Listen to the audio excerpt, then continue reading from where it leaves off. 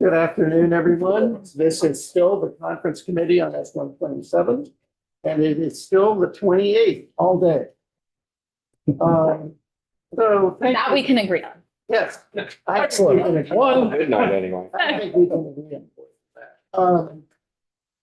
We're gonna thank you very much to our council. We now have side-by-side comparisons of S.127 as the House passed it, H.479 as the Senate passed it, and your latest discussion as of this morning. That's what these chip proposal, that's what these three columns are. And what I thought we would do is just work our way through this because, and we can, in some cases, I think, just agree. And in other cases, explain perhaps, which we haven't had a chance to, why we were doing what we were doing and seeing if we can agree, et cetera, and move forward on that basis. So, if I might.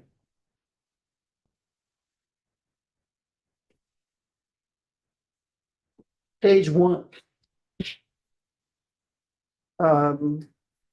I think the only difference there is section versus subsection, and we think section is correct. We're informed by our legislative council that section is the correct. So we think we can live with that. And then, as you'll notice, we go a long way to VHIP with no changes, except on page 8.6. You guys eliminated the word revolving, and it's our understanding that it is a revolving fund. It doesn't matter very much. Was this an inadvertency or do you care?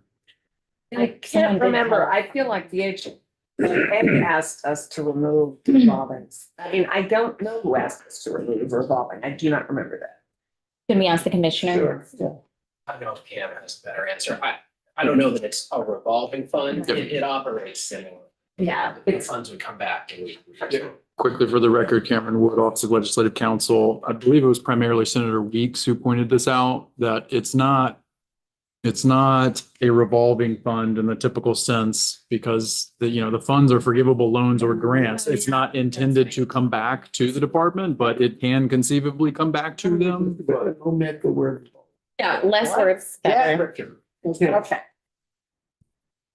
All right, so then we go to page the residential universal design standards. And I thought maybe what might be useful for this on page 11 is to explain a little bit why we included this. I understand, by the way,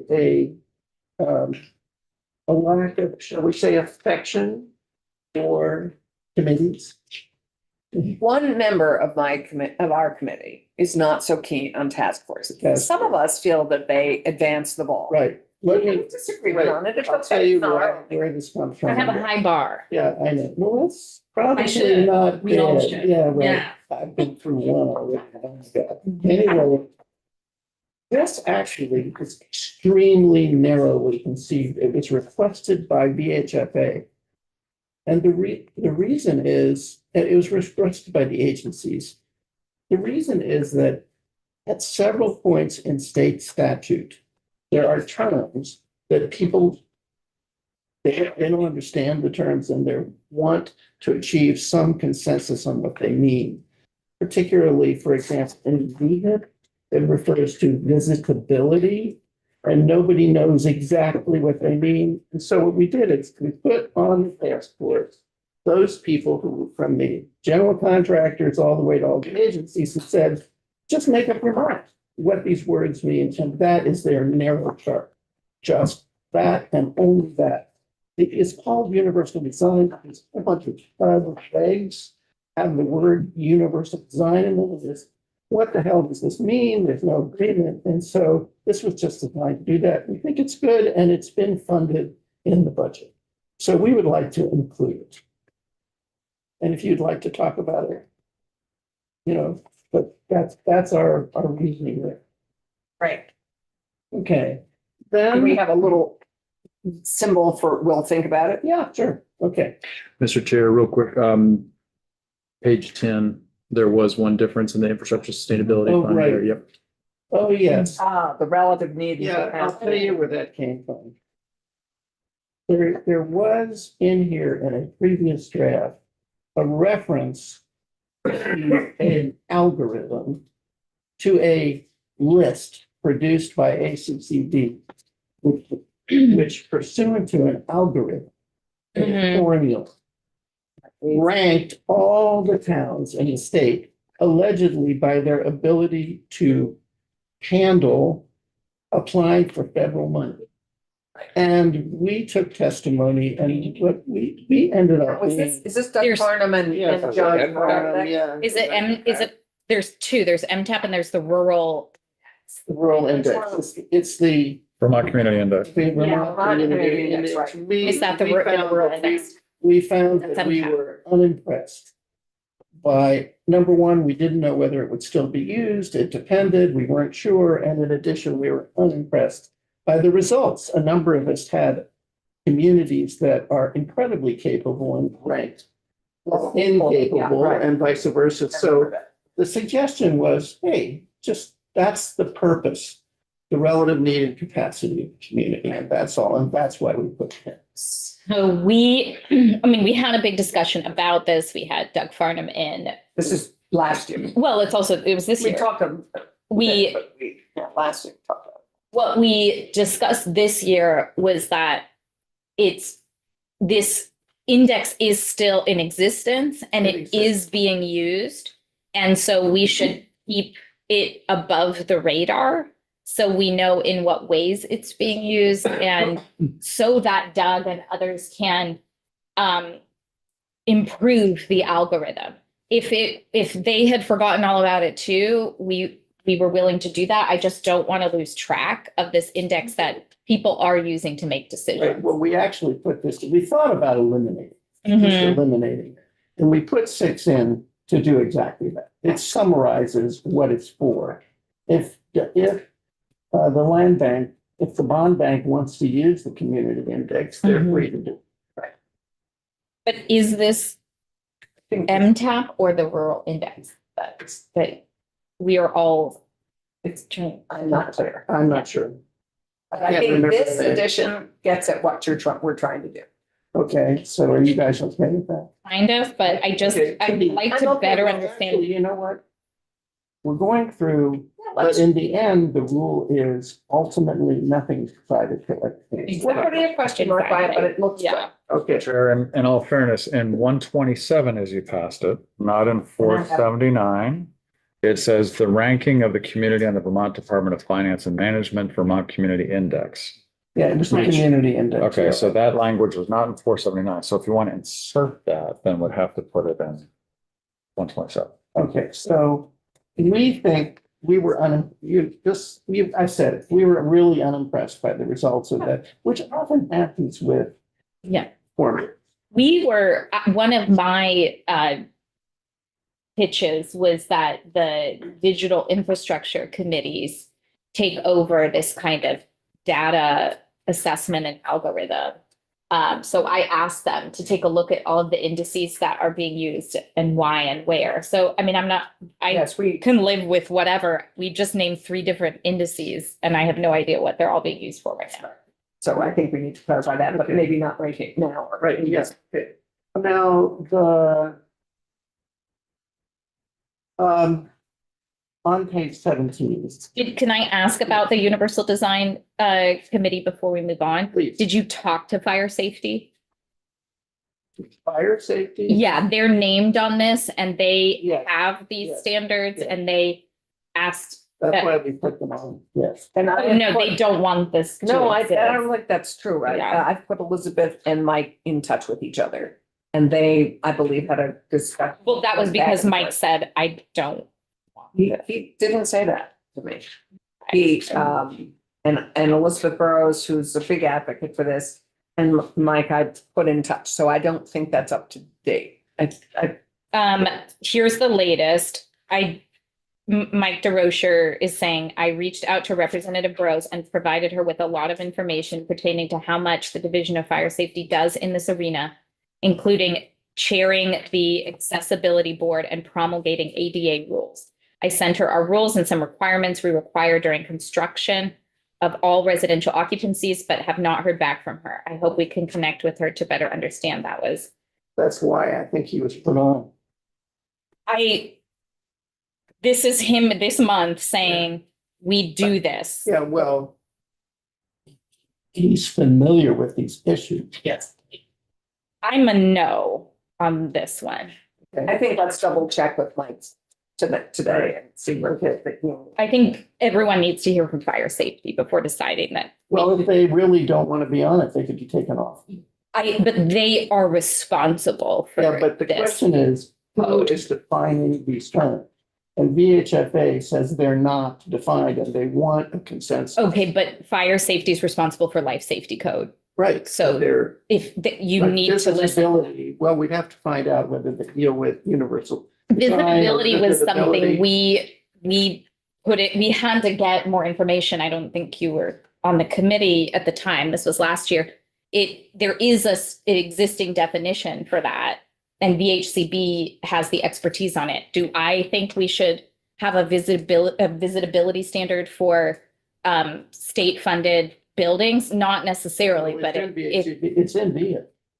yeah. So, but that was a House request, and it is defined. So Okay, I think. I don't know. It's safe To say we don't- like there's too many we don't regulations. have agreement. Yeah, Okay. we don't have. That sounds safe. Yeah, okay. it may go for So the- then we go to the issue of the land bank. no, We check off on the land bank. The land bank date, we 15. would love to have it 15 to 26. if you receive testimony for a year, we're in agreement. Okay, great. You're okay with 2026? Yes, With an interim report in 2025? yes. Okay, then we get to section 15, which is the agreed person standard. Wow, that's great. We swung felt that we wanted Do to. we- Wait a minute, right, yeah, what about section 11, 10? 11, and 10. Section 11, yes. Yeah. Page 16 and 17, 17's a lot of yellow. Oh, I'm sorry, yes, okay. So you The want, concern that we have is there are two competing realities here. One is a reality that a great percentage of transactions are going to involve Social Security. It's just, that's the way it is. The other concern is that concern particularly of the advocates for the immigration community was that they not be singled out and have to sort of declare themselves. So our draft puts everything on an equal level. That it just says the landlord has to accept one of these three and that's it. And it doesn't, it sort of split the difference between them. It didn't create a hierarchy, but it did, I mean, actually, the bill as originally proposed by the advocates simply prohibited the use of Social Security number. And we weren't in it. So my understanding from the landlords is that this is fine to go back to the House version as long as we eliminate the two. And I personally think we can work on number 2 so that it is not an affirmative requirement that they have to figure out how to say. They can provide any of the above forms of identification, but that it remove the requirement So that remove you the shall. provide a social security number. No, No, the the shall number is 2 fine. here is the Yes, I'm number talking 2. about 2.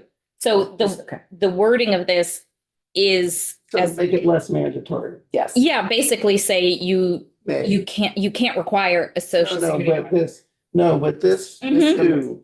Yeah, But the reason for 2 is Mhm. simply that in most cases, the entire interaction between the prospective tenant and the landlord is either on the web Mhm. in their form or they're Right. handed a form. Right. And we just thought the form ought to say something like Social Security or other government approved ID or something like that. It just shouldn't say Social Security number and them have to say, I don't have one. What do I do? So what I'm saying, and I've run this by Migrant Justice and Chris Rice, I'm not saying there's agreement, but that I would try to work on language that is easier to follow without any subjectivity, which would essentially be the form cannot require a social security number, not you have to tell them all of this is acceptable. Okay, well then let's work on language. Okay, And I have some landlord forms, and you'd basically take the star off yeah. the okay, requirement. Form. And make less so Okay. language that makes it less. We'll work on language for Okay. two. Okay, all right. So. But move back to the house version. The house in version 127. one, Yeah. B1 is the house version. Okay, B2 needs work. yeah, Okay, exactly. going to the person aggrieved. Okay. We strongly felt that we should take this on in one way or another. There was consensus among the lawyers working on this, including, the lawyers who testified before you, even DRM. They didn't want to do it right away, but they were comfortable with the aggrieved person standard. It's something everybody understands, etc. I just want to say at this point,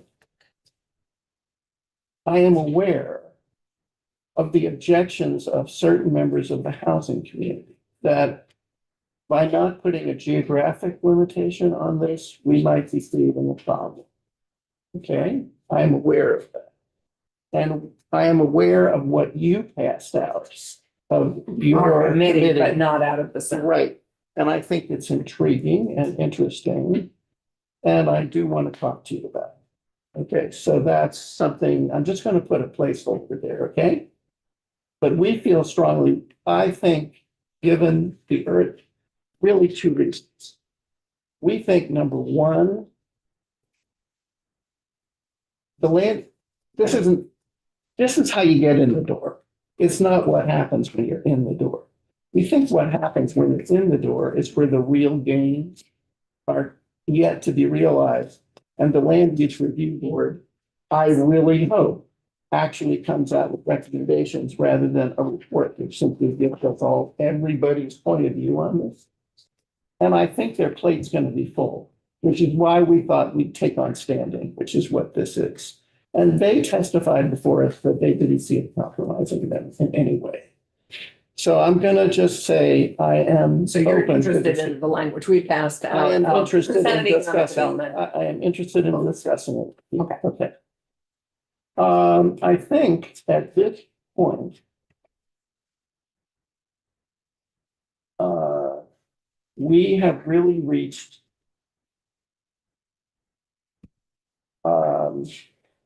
well, I'll talk about two other items and then I think we should go to tip. Okay. One is the VHFA study. Yes. VHFA told us, They wanted to keep it in. yeah, here's the deal. VHFA, Page are we on? I can't remember where it is. Pam, do you have a? Where's the VHFA study? On page 54. Okay, I'm doing this, I'm jumping around only because I want to get through the not tip. Mhm. Okay. Yep. Here's the deal. When we were right in the middle of putting together our original bill, right in the middle, VHFA came out with a report on off-site modular home construction. And there was articles in the news, etc. The problem is the report, it was clear that a lot more work had to be done. Mainly, how are we going to finance it? What's the role of the state? Is the state going to serve as a guarantor? Could you be, I mean, there's just so many. Do we really want to have a Do we want to really encourage the development of construction of these kinds of homes? Not construction, fabrication of these kinds of homes in Vermont? Or is it okay to buy them from Montreal or wherever? And knowing there are facilities where we could be doing. yeah, this there's in- facilities in the state, maybe, et cetera. So VHFS said, we can do that. We can do that report and we need money. So we put the money in the budget and guess what? It got cut. Then VHFA told us we can do it anyway. We want to do it. We just can't do it as fast. So what we did is put language in that says, yes, we left it in, said, do it. And we delayed the schedule. So that's where the VHFA is. So is that okay with you guys? So we'd take out provided there are sufficient resources. That's what we put in because we didn't want to make them do it if they didn't want to do it. But we wanted to put something in Yeah, the there. sufficient resources aren't necessarily the state's resources. They are where they thought We could take that out. I think we should take it out. Wait, we're only on page. Page 54. Page 54, section 30. And just cross out, I would make no references to the resources. Mhm. They're either gonna find them or not. And just start with the VHFA. Yes, okay. I think if I may, Yes, I go think, more eloquent. I think if you're I don't know about that, but I think if you're striking that, then you're mandating them to do it. And I think that's might be where you get pushback from VHFA of saying, we wanted money, you didn't give us money. And you're requiring us to do That's something why that's we put it in unfunded. there. And that's why it was Said- put in there to say if We you, didn't want to say nothing because we wanted to recognize the study and we wanted to recognize that they would do it. And we can we- change the shall to a may, but if we're not clear I about think whose that- resources I are think that sufficient. that's a good solution. It may issue. Okay, and keep, Yeah. provided there are sufficient resources. Right. VHFA. The May. other, No, not provided there is sufficient resources. I think Just that's may. what I just heard. the Vermont Housing Financing may issue Right, a right. report. Okay. Yes. Then the last thing, which I don't want to get into at length here, I think we need to examine it and make sure we really like your proposal in 479 to have credit reporting of rent payment. Because as we did the work on the whole bill having to do with increasing the protections for immigration status, what we realized is a lot of landlords, if they don't want to rent to people, they're not going to because they don't have any credit history. Right. And that the credit history, and what we discovered, we also took a tour. And in one of the housing development that's over the transit station, they have a model program. So we really like that. Okay. And But we can't. CHT also, I believe, has. We don't know for sure whether we can actually insert something new in S.127, which is the subject of this. And if we cannot, then what we would do is strike all of 479 except the section and just send it back. That's what I to- was thinking as a and backup. Just send it back to you. Mhm. We could do that. But Or- your speaker might have the language better.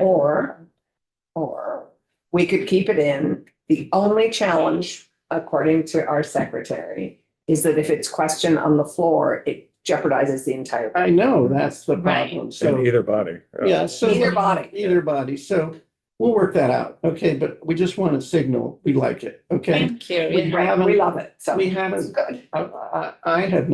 we have not had a chance to examine the language. If we have any thoughts, we'll bring them up. So why don't we act on it separately? Yep, okay, Perfect. all right. I think Good solution. we have now dealt with, not necessarily agreed on, but dealt with everything that isn't fit. And I think, am I right? Yeah, I'm not sure on the smoke alarms, maybe. Oh, you're right. Oh, on the The universal smoke alarms. alarms are the I mean, same. universal. Right, you guys, you're fine with smoke alarm. We have that in our. Oh, yeah, we added that. Isn't it for- the same? We added that for my. Yeah, it came over from you. Yeah, You yeah. just left it Yeah, there. Let's go for the confirmation. Thank you. Yep, thank you, very Thank you. helpful.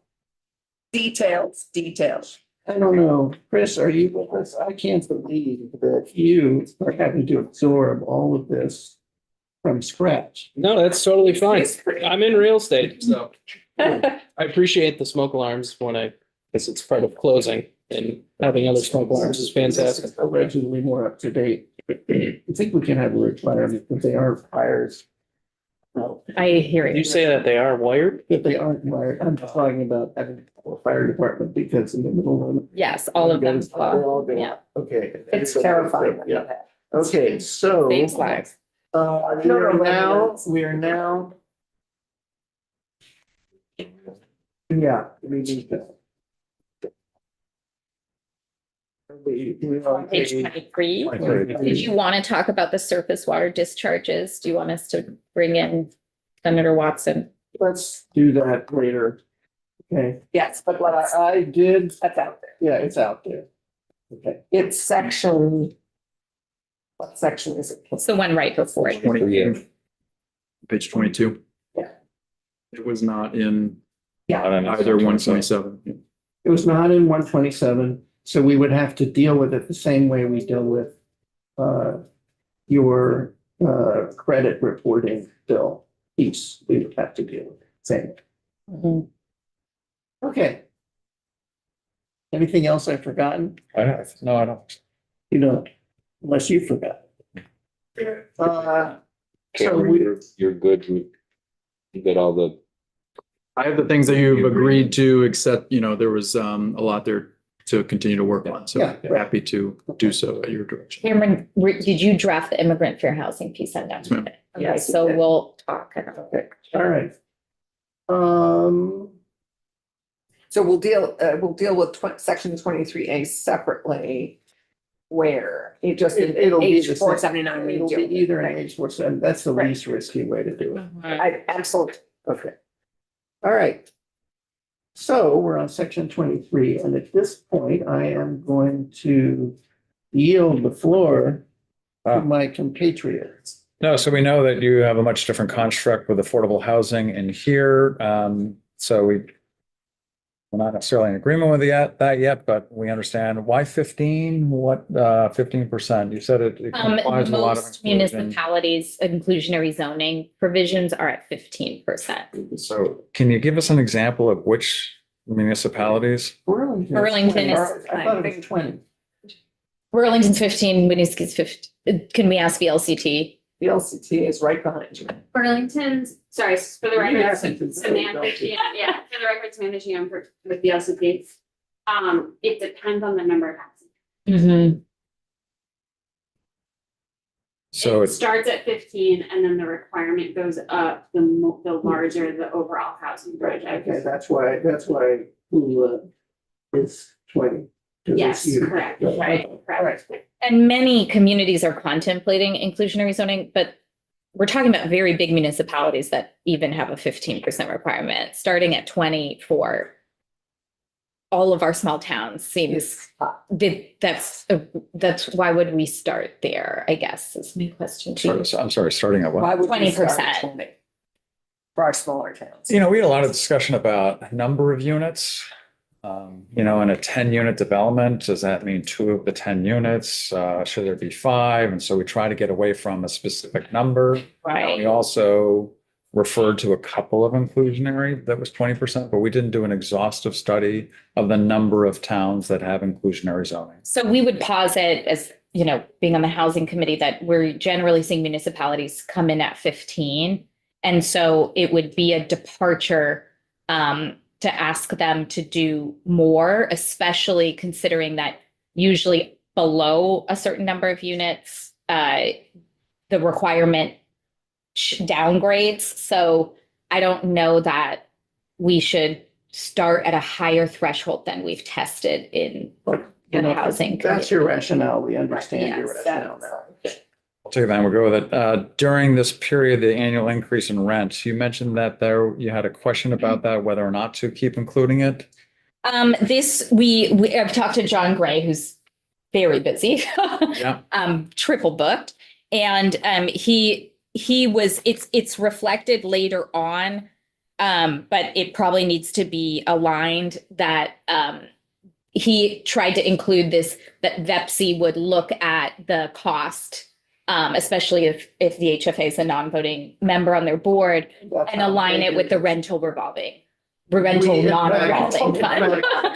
We recognize that in 127 already is the addition at the request of VHFA, Exactly. the additional of the or an amount otherwise authorized. Exactly. So it's somewhere else in here, but he may need to do more work to make sure. So it's, So then we get on page 24, we agreed with the housing development, construction, rehabilitation, renovation.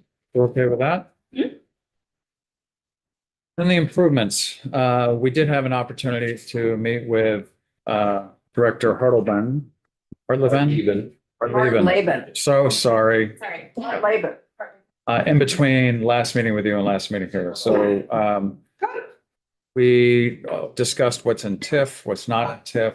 I mean, we're not ready to say, sure, let's go with either your description or maybe another description, the way that references what's already in statute and TIF, but know where you're coming from. Okay. Okay. We did hear from the energy lobby that they would like to have energy infrastructure considered for inclusion in this. I worry that gets us back into like, are we trying to create an exhaustive list? But I just wanted to represent that to you all here. And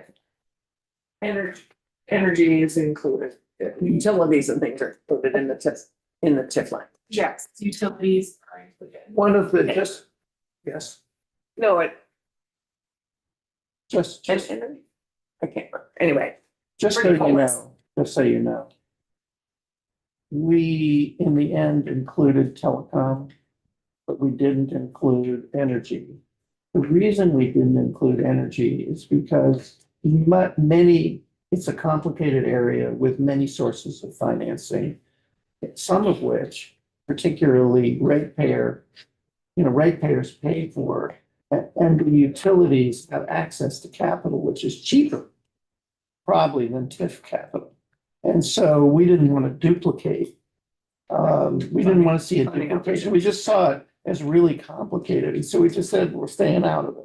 And that's why we left energy out. And if it goes in, I'm a little concerned, and then I think it would then fall to Bepsi to do this inquiry as to whether or not are we duplicating what ratepayers are paying for it anyway? so I think there's a difference between utilities and energy. yes, there is. Right. That's why Yes. they wanted it to be included. I mean, utilities is already in there, so that gets to your ratepayers question. We hadn't included We did utilities. It's included in the TIF debt. Utilities are. but Yes. is- Yeah. is But I'm just telling you why you're right, Energy. why we didn't No. do, why we I didn't do think they're looking at the utilities. green Mhm. section I hear what you're saying. Was access to capital, that's other sources of on capital. utilities. Yeah. Okay. So on page 26, where you have definitions of moderate income housing, that's in blue. Mhm. Ours is in green. We're looking at what was already in priority housing projects as well as a definition, but they are going bye in terms of priority housing projects. From Act What's going 181, bye-bye? Act 181 takes out priority housing projects as to where they can be located, and then in favor of tier 1A, tier 1B, all that kind of stuff. Mhm, but the interim exemptions The interim include. exemption. Interim exemptions, yes, but they won't live beyond this. So that's just looking at the Yeah. definition of what moderate income and those types of things inside of priority housing projects. There is something in statute, but that is going away. So we'll take a look at this and see how we feel, but we know what you're trying to do here tonight. Right. And I just want to point out, it's like irksome. It says mixed income housing development Yeah. means a housing development of which at least 20% of the units are mixed income units. Yeah. Right. You recognize that just isn't a great. Mixed income housing is, well, actually it was a careful construction. So that mixed income could include any kind. It could be low, moderate, or middle income. And we define middle income as how VHFA is defined as being 150% of median income, area median income. So we're really trying to look at a housing development that could meet all of those. So that's how we were looking at mixed income. And we're keen on using 150, so that's. And we get your 25%. We get it. I guess all we're saying here is now we understand Mhm. what you're doing. Yeah, we should, mixed income housing would be a new shoehorned concept in housing policy that I don't think is sort of well segregated and articulated here. Understand your concern. I would disagree. Okay. I'm actually curious in case this comes up again. So if 20% of the units are mixed income, you're saying those could either be at what scale of Low, AMI? moderate, or middle. Or middle, up from 150. I think I don't know what in It's middle is. You're saying defined. 80 to It's just- 150? You're right, Yes. and that is a new construction. But it Right. is fully constructed. That is, there's a definition of low, a definition of moderate, a definition. For of rental and middle. ownership? That's where some it is, but I'd have to point out the specifics. I mean, I do have the VHFA criteria here. I could pull that out, but not in terms of rental or ownership. I think that the Think I might have to, interesting thing. It should. Yeah, but Yeah. you know, what you've done that's interesting here, by interesting, I don't mean we agree, but it's interesting, is this 1525. Okay. Well, 15 is the floor. It Yeah, could- 15 and then Depending on 25. yeah. Exactly. Yeah. In a lifetime, But I just want to confirm your middle income goes up to 150%. Yes. right, Great. That's what you have, 80 to 150 Yeah. rental and ownership is in up mixed to income. 150%. It's Yeah. up to 100. So moderate is 80 to 120, Right. even in the priority housing projects definition. That's not true. Okay. Affordable is 80 at rental and 120 at ownership. This is housing policy. Thank you so much for pointing that out. Well. Yeah. So from your construct, moderate is 80 to 120 and middle is up to 150. Right. That's just not how it's defined. Okay, in statute or in Yeah, other statute. documents? Affordable is 80 and 120, depending on if you're talking about rental or ownership.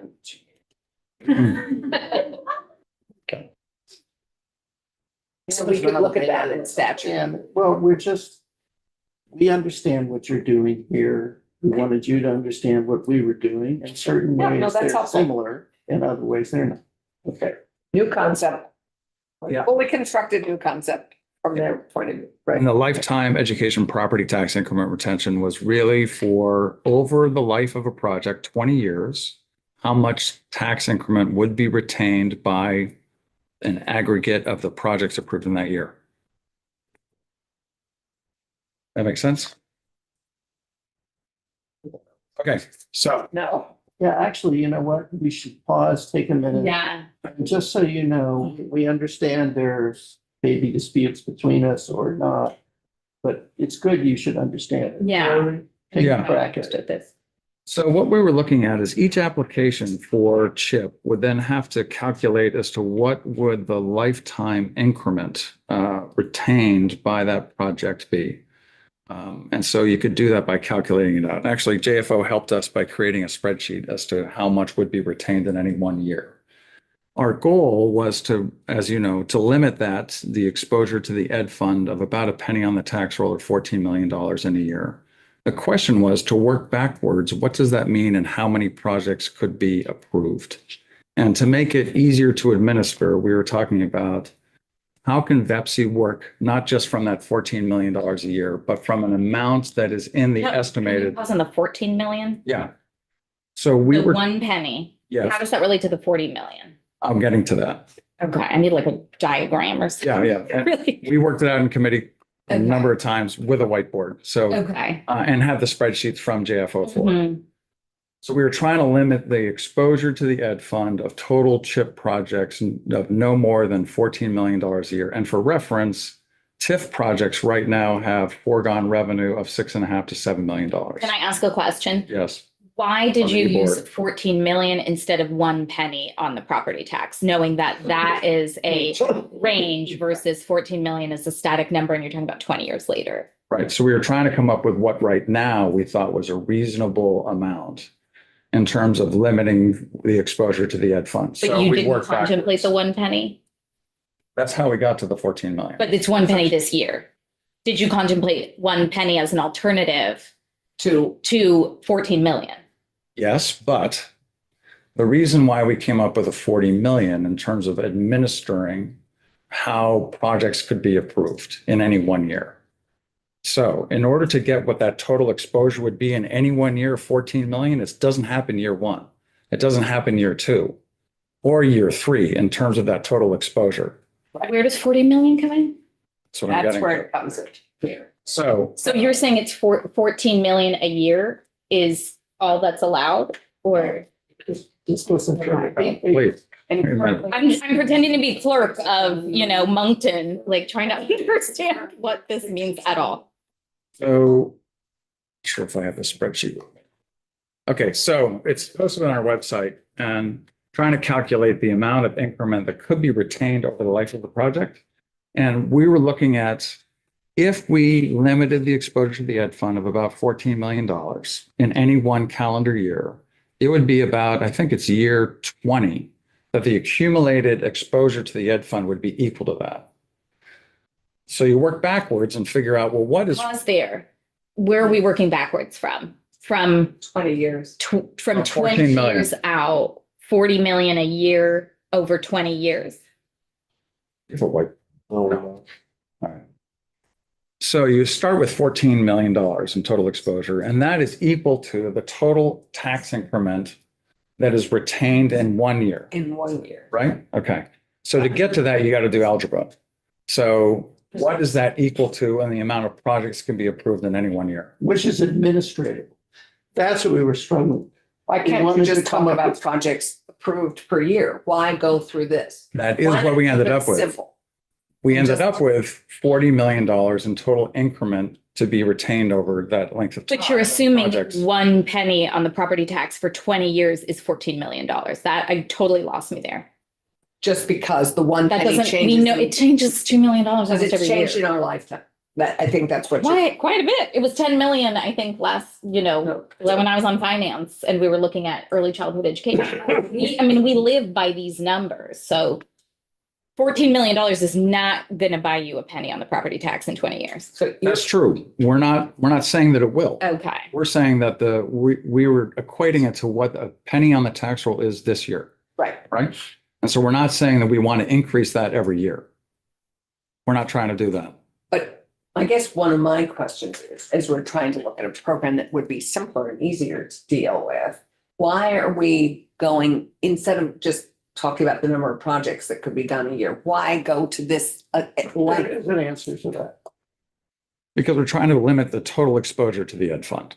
To what? But if you, In, go ahead. in any 1 year, $14 million. That's what I hear. So in 10 years, you would limit, I know you all go out 6 years, but in 10 years, you'd limit it to $14 million.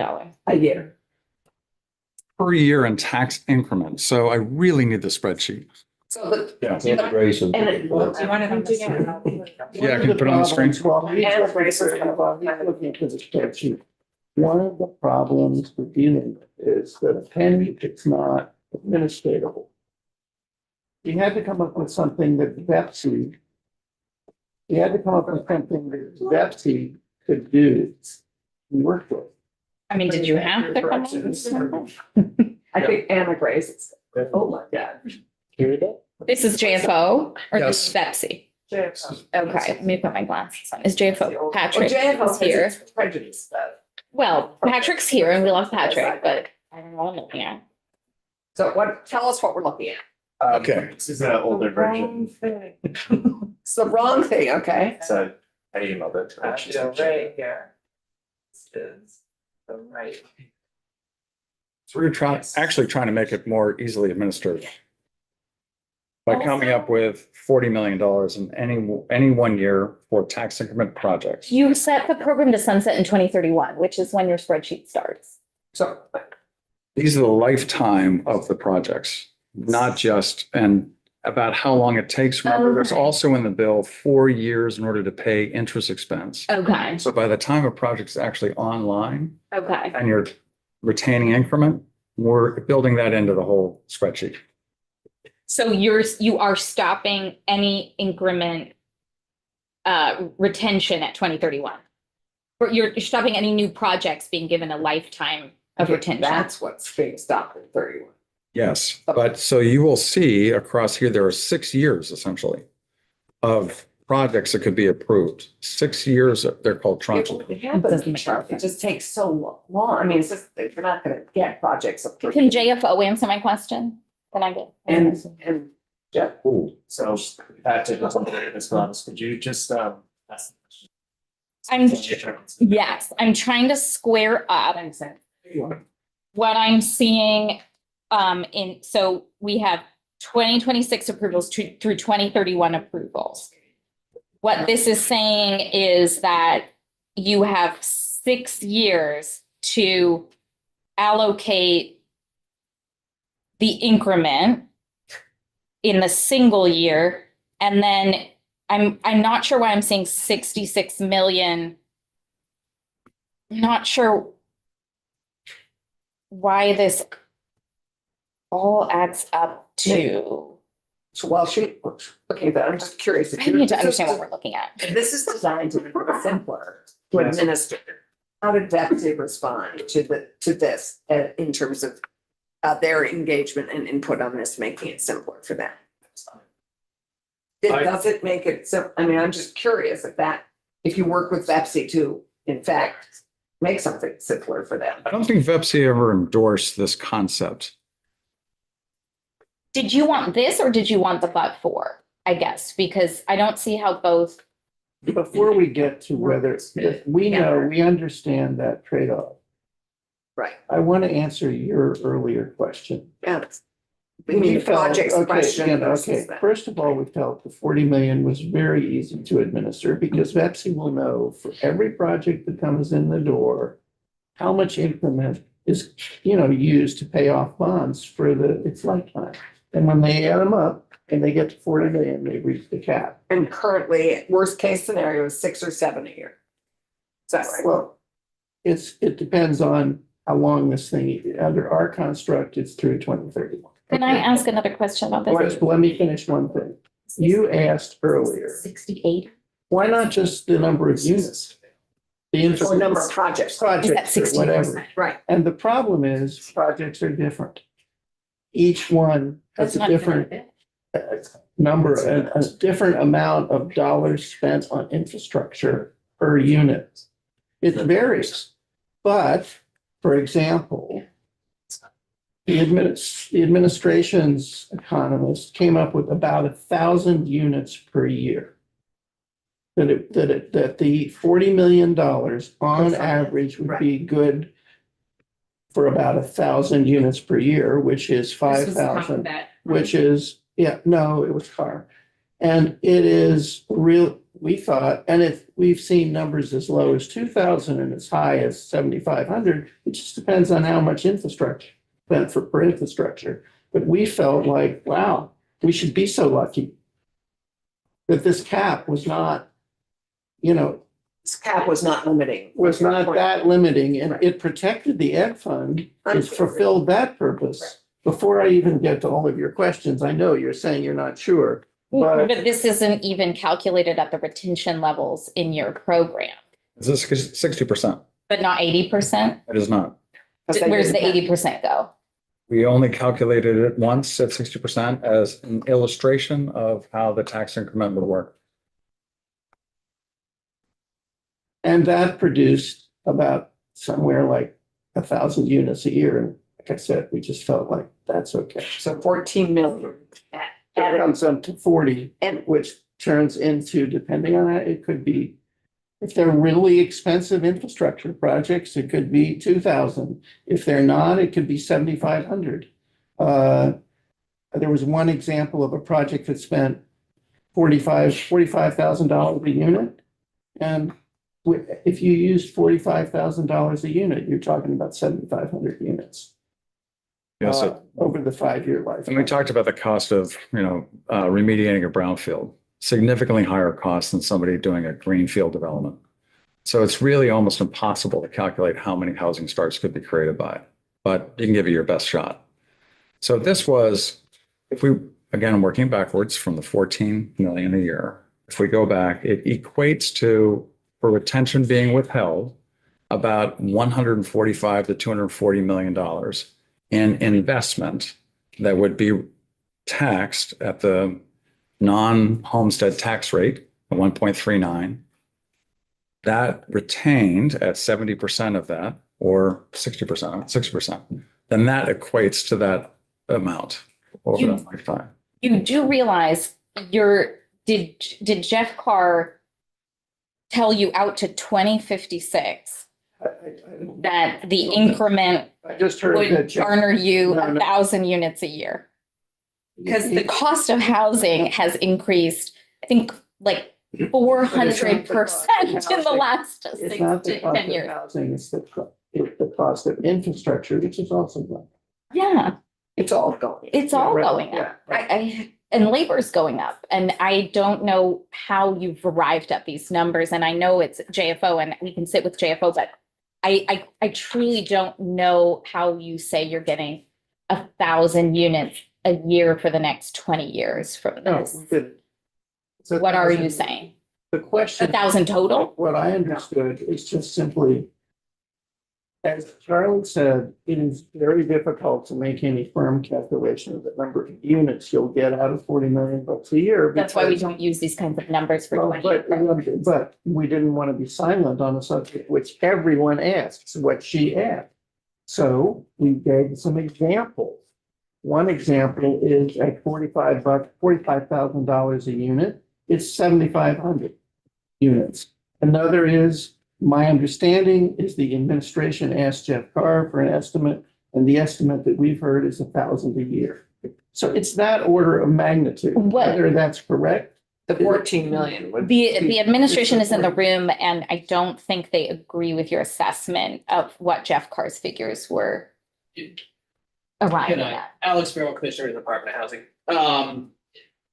The figures that are being attributed to Jeff Carr were for a completely separate exercise that was supposed to be a back of the napkin. It was by no means intended to be a true unit calculation for this purpose. It was a very separate exercise. I think I know the spreadsheet that's being referred to. It was not intended to be shared widely, and Jeff specifically requested that it not be shared. Oh, dear. It was not this. No, it's not that. It's just order of magnitude. What was the That's what we're talking question about. that he was answering? Well, that, I don't know. All I heard, it's just word of mouth, but the Oh. 7,500 came from an example provided by Champlain Housing Trust. And it's just an example. All I'm saying is that all these numbers are very large numbers. So by comparison, I would just say $14 million is just not a large number. No, Like, I'm we're on talking economic about- development. How many Okay. units? Per Talking- year? How many? You're thinking 1,000 per year yes. Yes, yeah. from that's what I'm $14 million? Correct. Correct. That's what, Who came up with that figure according to you? That figure is derived, well, I'm sorry, I don't know. I'm not talking about I'm just saying, Charlie's. if you start with $40 million a year and you work backwards, depending on the amount of infrastructure, if you come up with $45,000 per unit, you end up with 7,500 units. If it's much more expensive, then if the infrastructure is more expensive, it'd be fewer units. right. The more expensive the infrastructure costs, The the fewer units, yeah. which is, and it's $14 million. You were thinking how many units a year? 14 million. Well, it's still coming back to the same thing, 1,000 units. A year. Yeah. And right now it's 2,500 units a year, actually 2,400.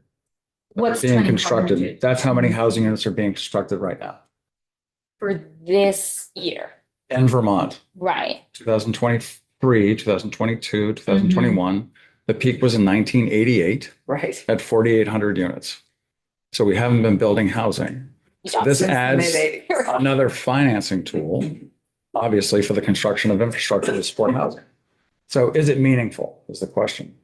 Even at 14 million a year with a cap on it, in terms of the retention, Mhm. any 1 year. So just for. I don't even know how you could predict the number of housing units for next year, given where tariffs are and given where the economy is. Like, this is purely an economic and housing question that I feel like we're working backwards from this year's penny on the property tax in a way that is like such a mental leap to where the economy is at for what you can buy for $14 million in the next I 20 years. think it's safe to say we don't very safe. I just don't even, I'm not criticizing JFO's work. I have no idea what this is even, what you think happens with the end of this. Like, what are you So achieving? look at the far right hand. Yes. We The get one that comes to $240 million for the next 20 years. For That's infrastructure. retained from the education fund. Yep. So $240 million in 20 years is what you think is substantial enough to build 20,000 units of housing. That is. I can tell you that just does not That's math. only 5 years. That's 1,000, that's 5,000 units. So we're doing this for I think it's safe to 3,000 say, units of I don't housing. know that, I think it's safe to say, one, we probably don't agree, but two, more importantly, I'm not sure that we've communicated fully as to what the calculations are, and I want to put that aside and put that as an issue we're going to have to deal with. When did this calculation, what date was this calculation introduced? I'm not sure when we came up with that. Was this on the floor? No. Did it get voted? Oh, no, this came out of Ways and Means. This Yeah, came we out of worked on Ways this and for a Means. week. And we Okay. worked on it again, right? This was part of the reworking. No, this has been was steady from worked initial Ways. out in committee. Ways and Means. What date was that? Like this month? Yeah, 15. May 15th? A week and a half ago, 2 weeks ago. Okay. It was your amendment came out in early May. Are you asking Jeff Carr to endorse something about this figure and how many units of housing it will build? No. I'm just telling you what we Okay. heard word of mouth and trying to give examples for you to help you get a sense of the number of housing units. That this 14 million, that this proposal 40 might million a year. right. conceivably enable. Yeah. And if the infrastructure cost was less, It would be more. If it was more, it would be less. I asked, we got emails from the Associated General Contractors with numbers on both sides of 45. You know, it just depends on how much you depends spend. on what How expensive infrastructure the you're wanting to infrastructure is. finance. Right, yeah. And how many housing units do you think are conceivable to build in a year? How I many guess- need TIF in order to get built? What I have Or chip. what I am Tax increment financing. absolutely unclear on is why you would use a dollar amount to try and to determine even next year or the year after what an appropriate amount is. The grand list grows, the cost of buying a penny on the property tax grows. I have no idea where the $14 million I don't came think we're from. going to resolve that here Okay. now and in this group. Yeah, I think that we'll have to find a way to go over these numbers and involve you. And at least, you know, then you can. say We're numbers you people. disagree. Yeah, Yeah. then you can say you disagree. If it were a grant program, what would you say you want to contribute every year? I got very used to. I would say $14 million would be laughable. If, Not- I mean, not enough. we have 9.5 million as a loan fund. None of us feel like that's gonna make a significant dent. 7.5. Oh, it came down to 7.5 million. That's what we're able to do. And how do you want to grow the grant list otherwise is the question. So this, Because we have a decaying grant list. Right, and this provides a sustainable source of funding for infrastructure. Whereas we're not relying on appropriation from the general fund. So this is retained taxes. So if you're talking about even $14 million is what that's equal to, that is substantial. And I don't think we should belittle it. 14 millions in, and we it's. had a housing bond a few years ago, it was $35 million. We were all Right, jumping we up were and down thrilled. about We it. were through. And the currently TIF retains It's huge, around 6 million a year. $6.5 to $7 million. That number fluctuates yearly based on the e-board's consensus Right. report that is put together by JFO So this is, and the tax department. so this is more than doubles that, That's right. which is what your thinking was, we're in a housing. I mean, is that what you're? That's a pretty huge investment. Okay, I think we should go on. Okay, let's Let's keep going. We're on page 26.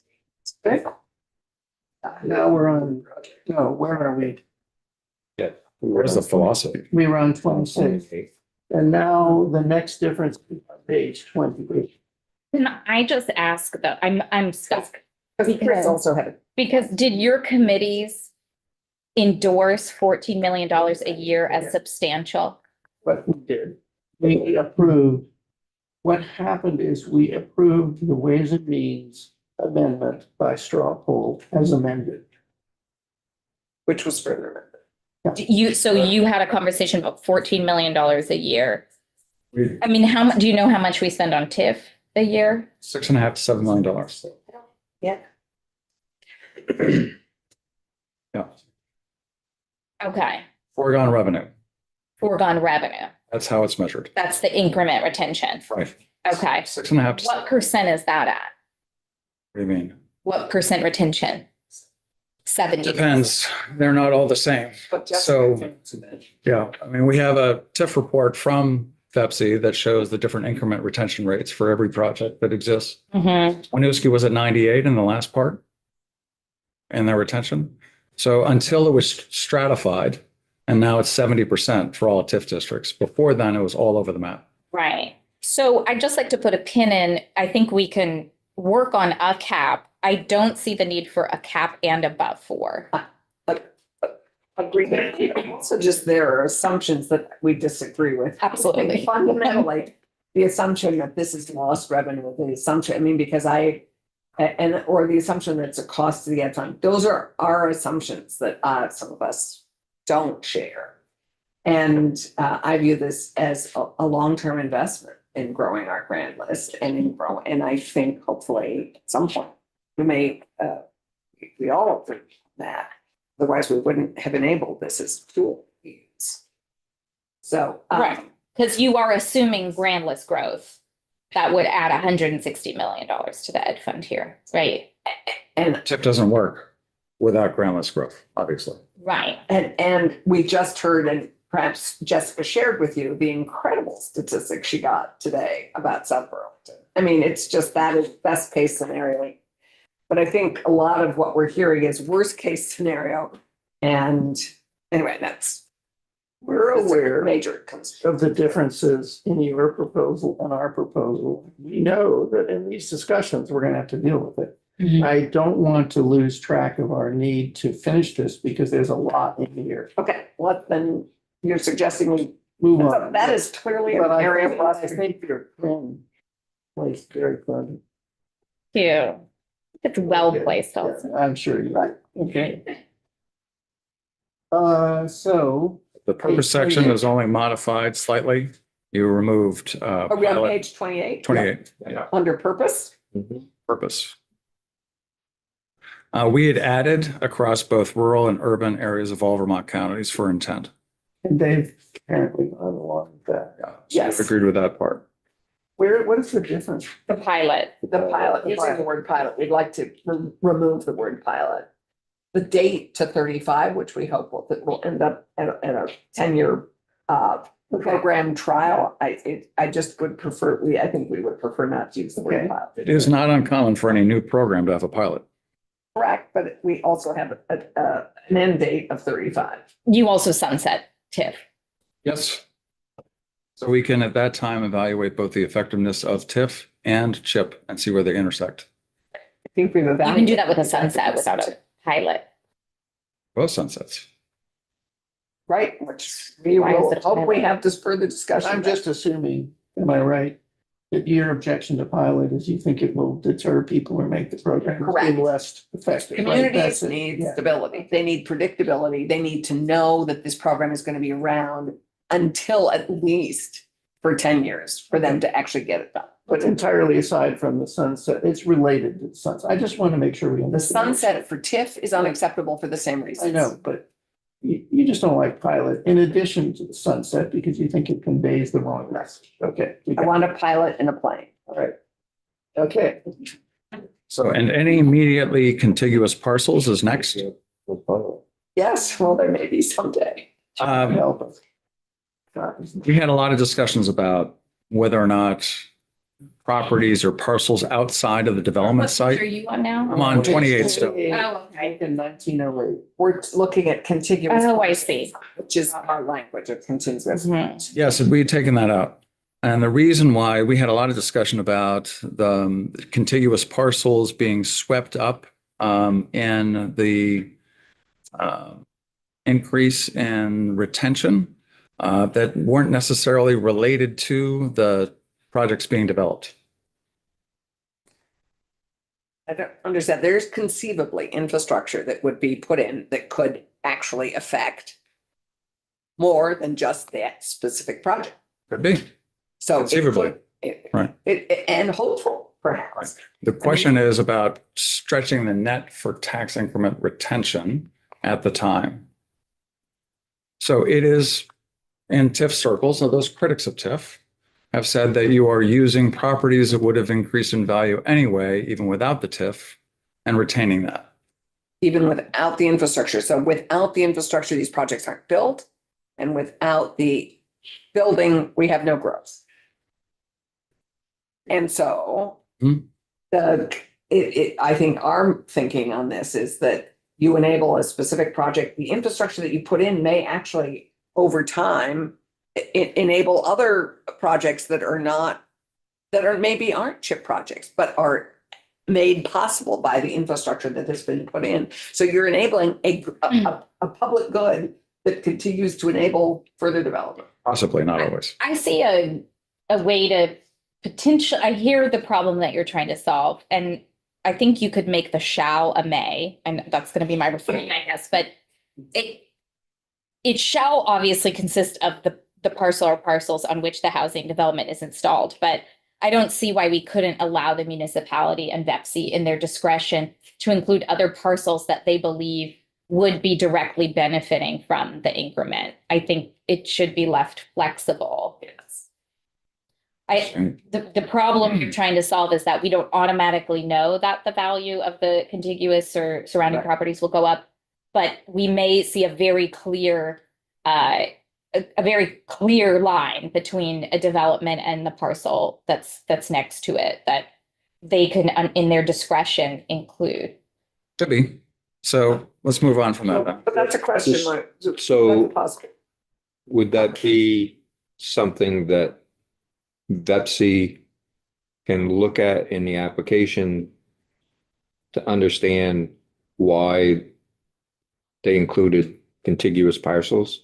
Yeah, I mean, what we're talking about right now is a municipal body creating the TIF district around a project. Yeah.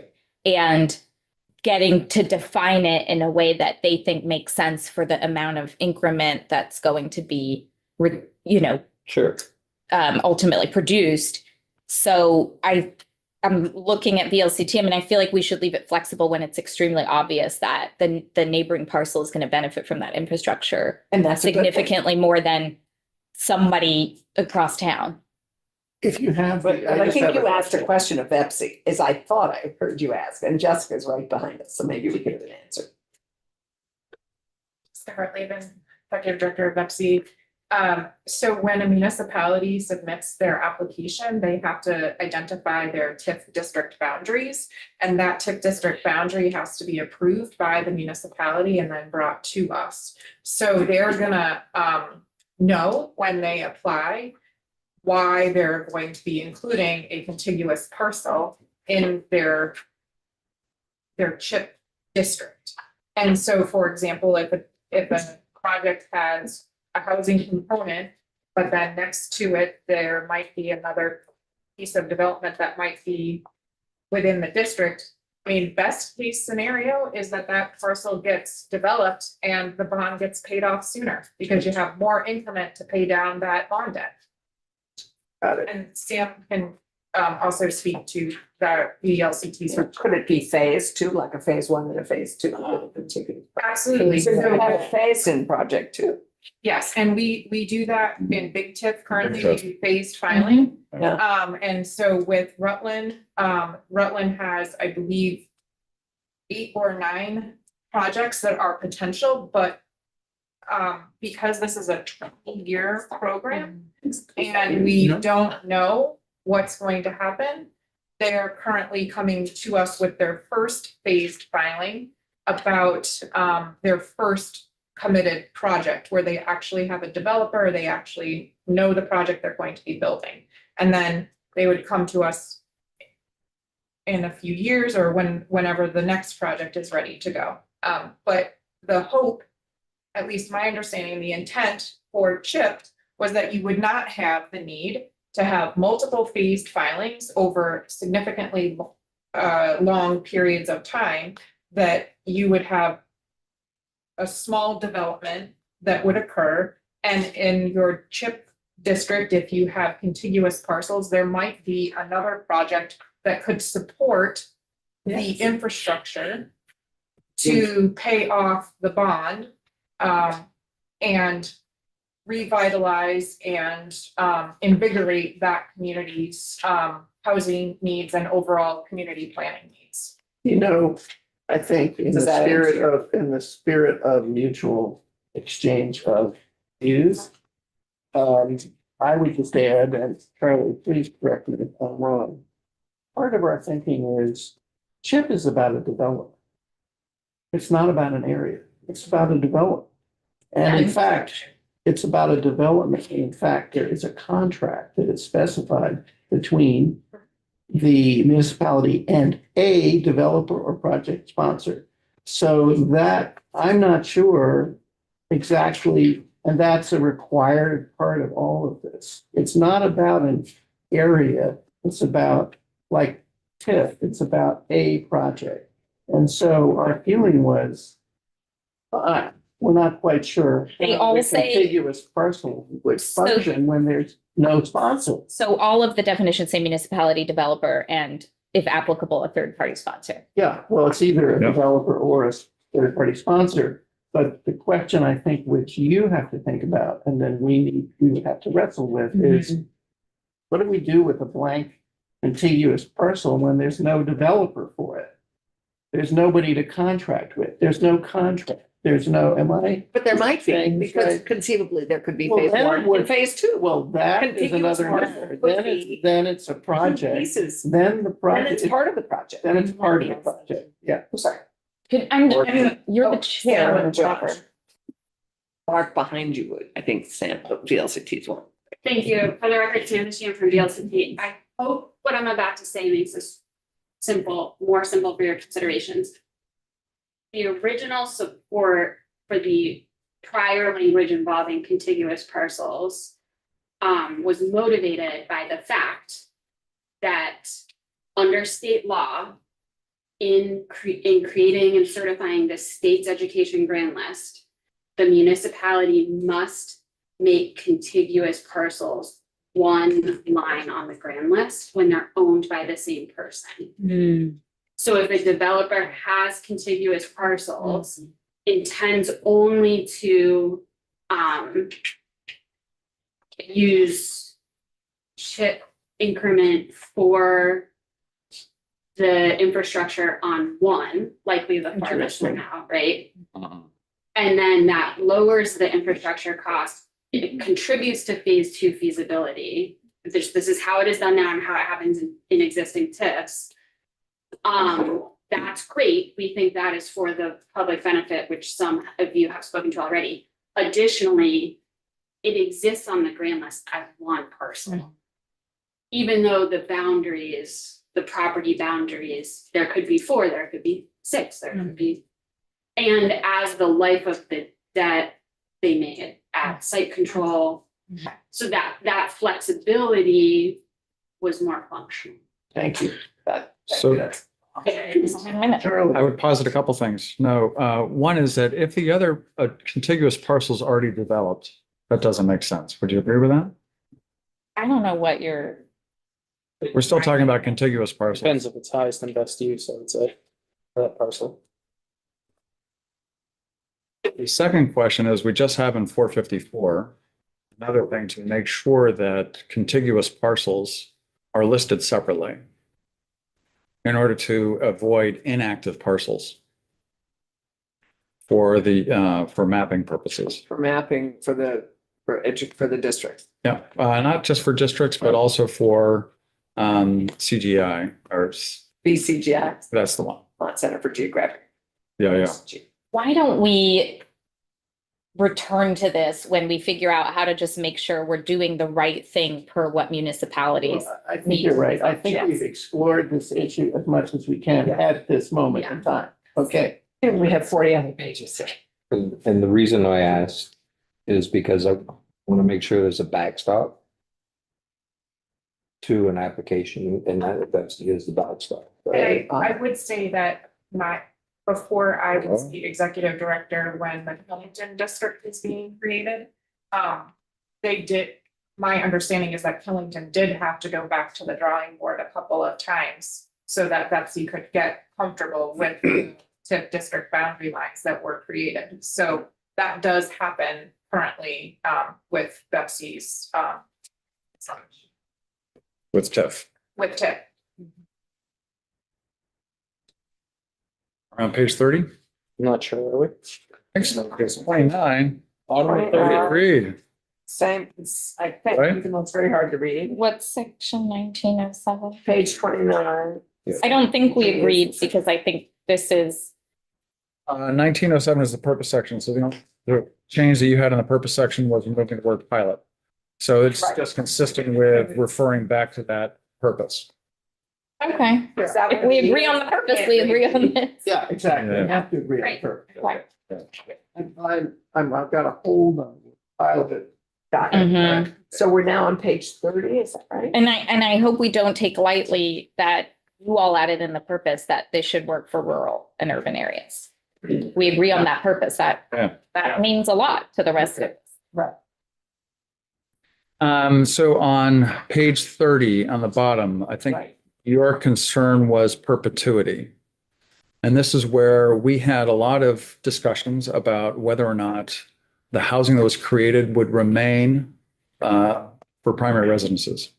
So that's where we did talk about deed restrictions that would run with the property. So it would have to be maintained or at least acknowledged by anybody owning the property. Those for primary residences. So when you say primary residence, you mean a long-term rental or a owner occupied property? Right. Yeah. Okay, so right now, a long-term rental is anything over a month. Yes. So you want municipalities to check to make sure, No. how are they checking to make sure this is a domicile into perpetuity? So we're not asking the municipalities to do bed checks or to actually go out and check tax returns. We're looking for this to be in the deed to make sure that anyone who owns the property knows that it's intended to be a primary residence. Now, in the case where you may have an apartment building and somebody's moved into the second homeowner, or they just occupied, or it's a short-term rental, then there could be things within that apartment owner, or maybe it's a homeowners association that would enforce whether or not that person could use it that way. For the housing partner who's doing this. Also, there's so many different scenarios. You could have a primary resident who was on sabbatical, who needed to rent for you. Sure. So I mean, we Tons of really scenarios. wanted to be clear, it was for primary housing. Right. That's where And we're our going. thought was, it's just runs with the land, it's a covenant, it runs with the land, it's enforced, quote, end quote, by the real estate lawyers and the banks for the purchase. I think this is a terrible idea. I can understand short-term rentals municipalities can monitor. So the municipalities that have banned short-term rentals, anything less than 30 days, they have the potential capacity to monitor that. That's what they are committing to. Putting a covenant on something that's a unit potentially in a much bigger project, saying all of these units have to remain primary residences into perpetuity. We don't even do that for things we invest very heavily in. This is a very significant thing to do. And to frankly say, we want the municipality to do this, we just don't think they can enforce it. Don't think you want a municipality having to enforce any of this, but on the other hand, the value of public dollars going into anything other than primary residences Well, Okay, well, That's a in good- perpetuity is where that really falls off the map. I mean, we have very few things that we require in perpetuity beyond, I mean, even perpetually affordable housing has to be reinvested into to remain perpetually affordable housing. So saying we're requiring this be a primary residence in perpetuity. Where else do you do that in housing policy? This is current housing. No, we don't say in perpetuity, it has to be. Most of the housing, our assumption is that any developer who does inclusionary zoning, they're not going to want to enforce it. They're going to do a partnership with a Champlain Housing Trust or somebody that runs the whole thing, and those are all in perpetuity. They're a lot. not unless, I mean, actually, I mean, it just, there's, they're Every truly, tax in, every. you're tax- saying it becomes perpetually affordable housing. Yeah. Right? So perpetually affordable housing still has to be managed by Yeah. an affordable housing nonprofit. Yeah. With a None housing- of that shows up in here. I know, but This it is a could different issue. conceivably. This issue, just to be clear. Yeah. Two separate issues here. One issue is short-term rentals and domicile. So we're dealing with a desire not to use public dollars to finance short-term rentals or finance vacation homes. Correct. The second I think issue we're is all yeah, well, our experience is everybody likes the idea and no one wants to enforce it. Okay, then the second issue is affordable housing. And that, you know, the housing that's low mod and et cetera, under your definition, and whether that's in perpetuity. I'm just trying to separate the issues. This one, this piece here is about the former. That is dealing with and dealing with the domicile idea. And it seems to me, what I'm hearing is you have two issues with it. One is you think we have a definitional issue, and the second you think is your I duration. mean, we can start with the first words, like we could go through every word. Provide terms and sufficient remedies. Yeah. What does that even look like? Well, it's a contract. You mean, That's- that's the covenant. Can you show, That's the- show, that's the show me that contract? That's in your You shall proposal to record us. You'll show record a covenant saying X. That's the remedy. That someone has purchased for potentially market price. You know, you don't do that, then don't bother talking about short-term rental relief. Because it's not, if you don't enforce it, it doesn't matter. No, that's entirely different because that's why we're trying to understand what exactly it's saying that someone who purchases a home cannot in some years treat it as their non-primary residence is very different to monitor on an ongoing basis than this cannot be offered during the period of indebtedness as a short-term rental. So your problem is the use of permanent rather than period of indebtedness. Well, it's a lot of problems, but I don't think it should be something the municipality can enforce. And it should be something that is not a permanent covenant placed on a unit of housing that the state does not make ongoing investment in, or a nonprofit does not make ongoing investment in, and that no one has the capacity except the tax department to monitor what is a primary or non-primary residence. So you cannot put That's the that on second- municipalities. the Second, you've got a series of issues there. Yes. No, I'm just trying, hey, You're teasing Okay. them out. No, I'm this is, teasing them out, that's that's good. all. Yeah. That's good. Well, Because I think we could actually address the permanent affordability and the permanent primary residence. I think what's missing here is partnering with a housing partner, one of our well, in our this, housing I don't partners think it on would enabling happen some of this. here. I think it will in the low-income housing. But shall we go on? I think we've. Not to death, Okay, because I think Good. you have in here, until all indebtedness for the housing infrastructure project has been retired. Sorry, Charlie, what? But for, No, provide terms still on the page of 30, because your proposal is to a short-term rental as a this is the no, only thing that's enforceable by municipality. Municipalities struggle to enforce it. Oh, boy, do they ever. Then if they struggle to enforce this, what exactly do you want on the other side in the green? Just, It runs with the deed. Right. that is, we do not do that in any other area of housing law. We have a nonprofit who owns that housing. There are places where there are restrictions on deeds and limited to primary housing. Home ownership, some of them home ownership list. We have gotten rid of a lot of covenants, frankly, Well, That- for good reason, yeah, that have the potential of deciding who deserves to be here or not. right. Putting something in a They're covenant is a exclusionary. very serious I know, thing. but we did that for good reason, but it just shows how common the use of covenants is. I'm just gonna go ahead and say I would not sign an agreement, and I don't think the governor would sign an agreement that has a permanent deed restriction on market rate purchased housing. We take care of perpetual affordability by nonprofits owning housing. This is way out of everyone's lane. This is really drastic housing policy. Do I stand by what? You stand by the blue on the right column. That's fairly easy to enforce. Okay, I think we should move on. I just wanted Great. to know. I'm just where you being guys as are. crystal clear as I can that this is, I think we're being just. Good. Yeah, I think we're succeeding. Okay, thank you. all right, go ahead, Charlie. The but-for test. So Page 31. you've already expressed your concerns there. We did specify the review shall take into account and items on page 32 of 61, which were intended to provide BEPSI with some direction on how to administer the but-for test. You have shortened that to just ended at revenues, so less prescriptive. Right. We have. I think it's fair to say that at least our intent in putting in our language that you see on page 32 is actually to make it easier for people to know what it meant. Yeah.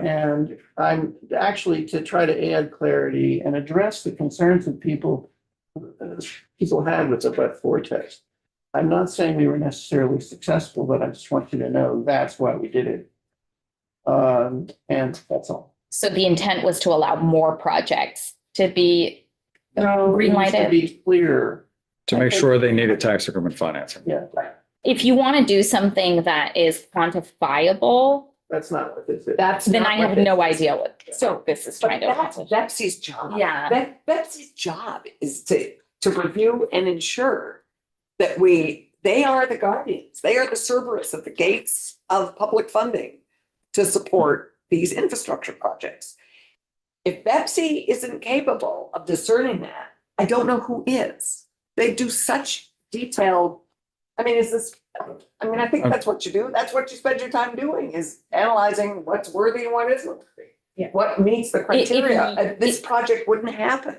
If you all are acknowledging you were not successful in doing what you intended to do, I think the ball's in your No, court. we didn't to say that. do what you We intend to think do. We were, but I'm just. What are you intending? You're intending to make more projects eligible? No, we were attempting to explain more at more length what it meant. And you contracted it. We're not saying what you did is terrible. I wanted you to know why. Why you explain why you go on at length?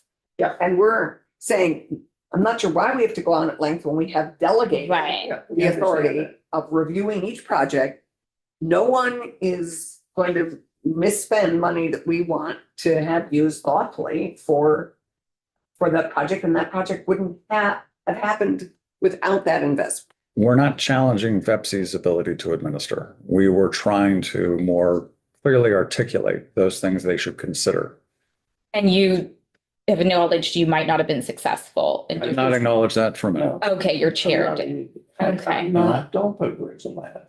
Okay, That's let's What go you on. just said. No, No, All I just said is I just trying to be nice, okay? So Well, go I on. guess what I'm trying to clarify is, are you expecting that by tomorrow this is an up or down, or are you going to have new language?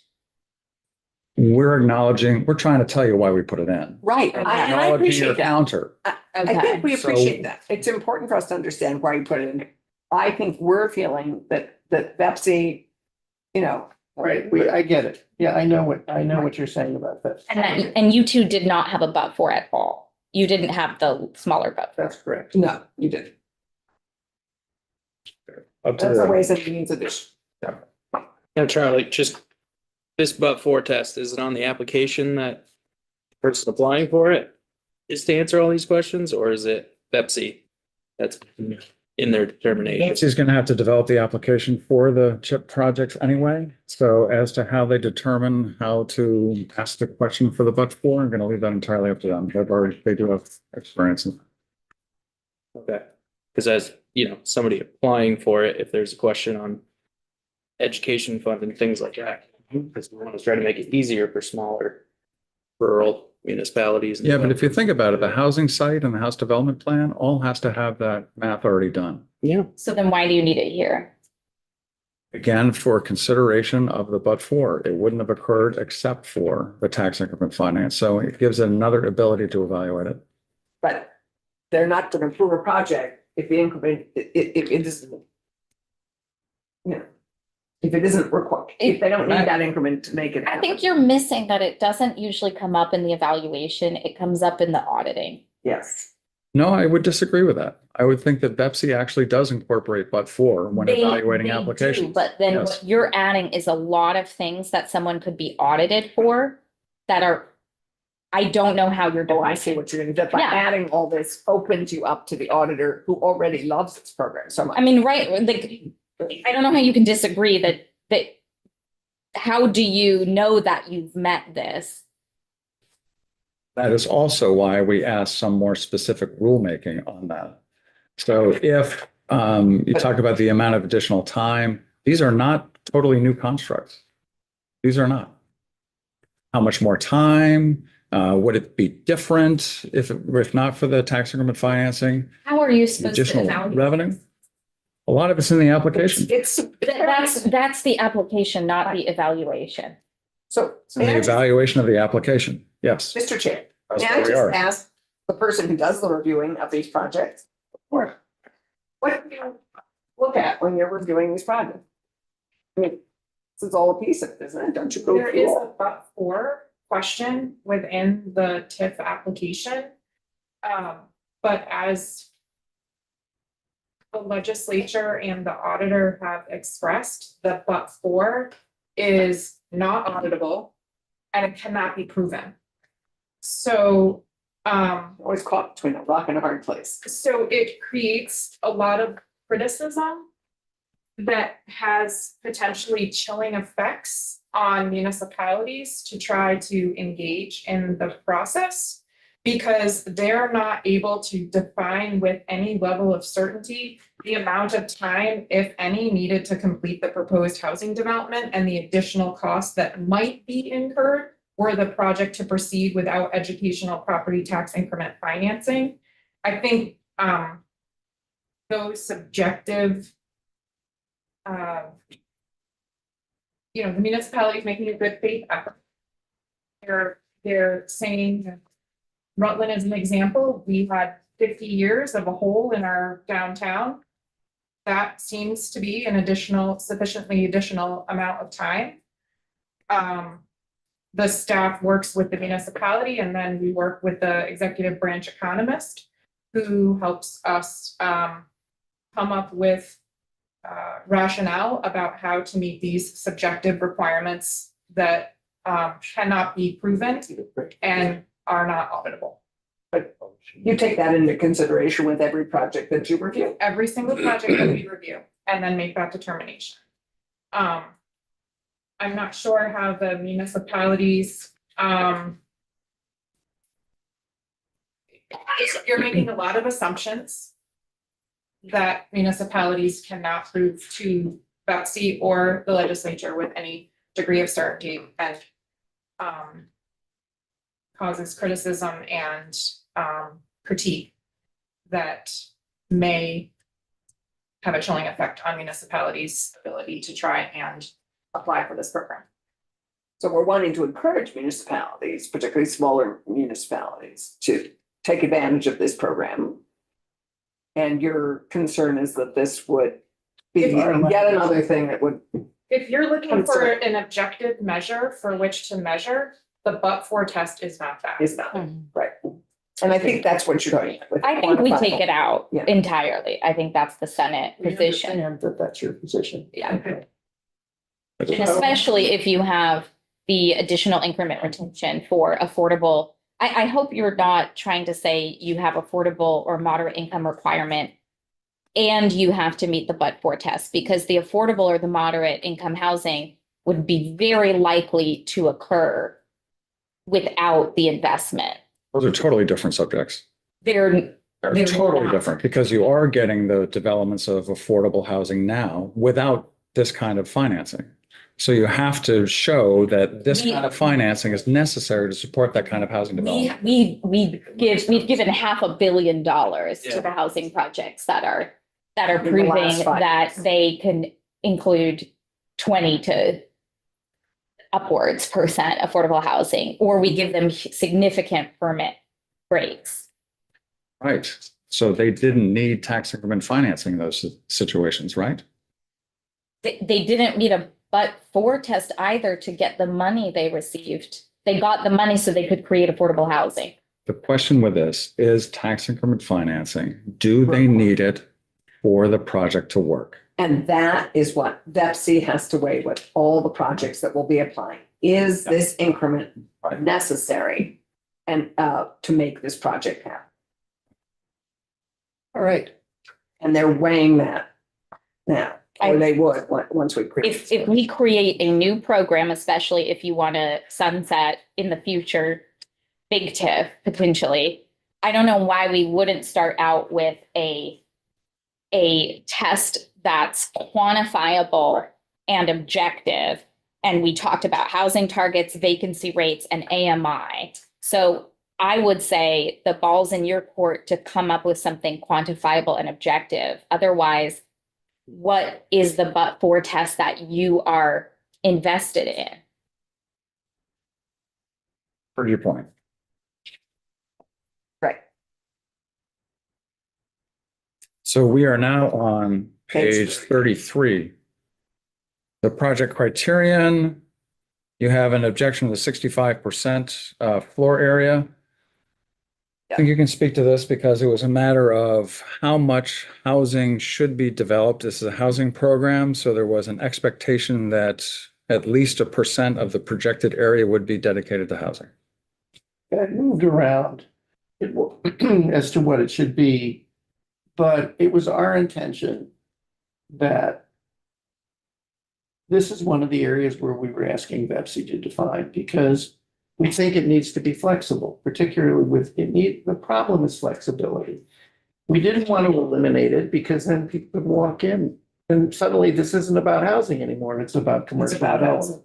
So just to be clear, we think that projects like a school conversion, which has, has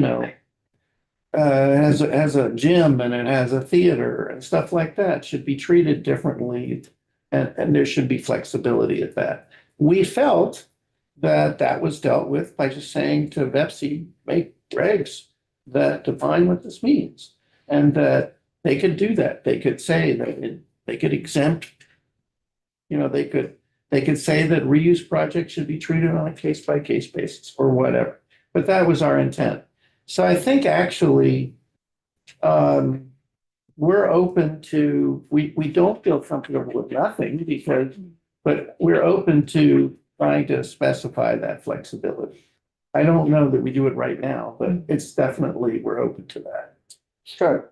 I would suggest that we let VEPC determine what a substantial amount of housing is in a project.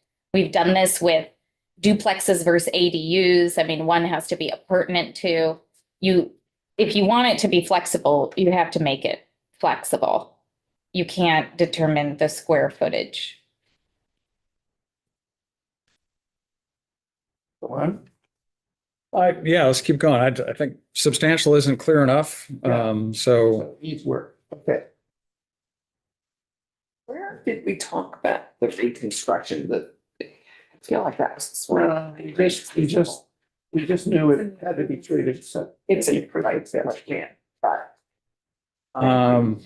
mixed Income criteria, this is where you've substituted affordability, so we understand where you're coming from. We talked about what we were looking to achieve there. Right. Okay, And we're happy not to have location criteria. yeah, so Yes, thank we, you. We figured that out. Yeah. Thank you. we wanted to separate the financing program from the land use review process. Totally separate programs. Where are you? That was Well, we're just, taking location that's out. what you just said. Oh, okay. Right. That's why we did it. We're delighted. And again, on number 34, number 4, the lifetime education property increment retention, that is the concept around the caps. So I know you've got an issue with the caps. Let's keep going. So not in agreement there. And approval. We actually, this is from the time that the application is deemed complete by VEPSI. We heard a lot of concern from our members that the process was too long. Yeah. It was too long. And it kind of was in conjunction, we were talking about a chip board process as well to review it if it didn't meet the criteria of the percentage and that kind of stuff. We're like, this takes too long. There's 2 processes. Can we be assured that it's going to be quicker? So that's why we came up with 45 days from the date the application is deemed complete. Which is very constraining. Did Betsy say they could actually do all this in 45 days? They did not. You're asking for a lot of new stuff in the but-for test, et cetera, and then saying they have 45 days. It's not coherent. Well, From a completed application. Yes, but So there's a lot of work that goes, that's a lot that they have to determine. but you're saying it's not the back and forth to get to the completed. exactly, it's Right. when That's what I- when the application is completed where it's sent on to the board. That's the time frame of 45 days to go through the board process. So not the back and forth to get the finished. That's right. How often does VEPSI meet? You're asking them to maybe in one meeting determine that it meets all of your new but-for language. That would otherwise constitute a denial. And you're giving them, I think, essentially one meeting to make that determination. You either have to simplify the program or be flexible with the amount of time you give them. You're saying the 45 days is too short.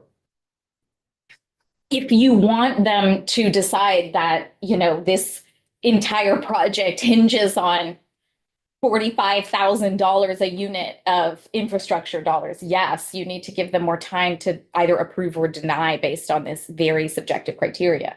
Once a project is, application is complete, how long does it take you to, generally to approve? I mean, I know TIF projects are bigger than Yeah, these anticipated. I think it's an unknown, because we haven't done this program before.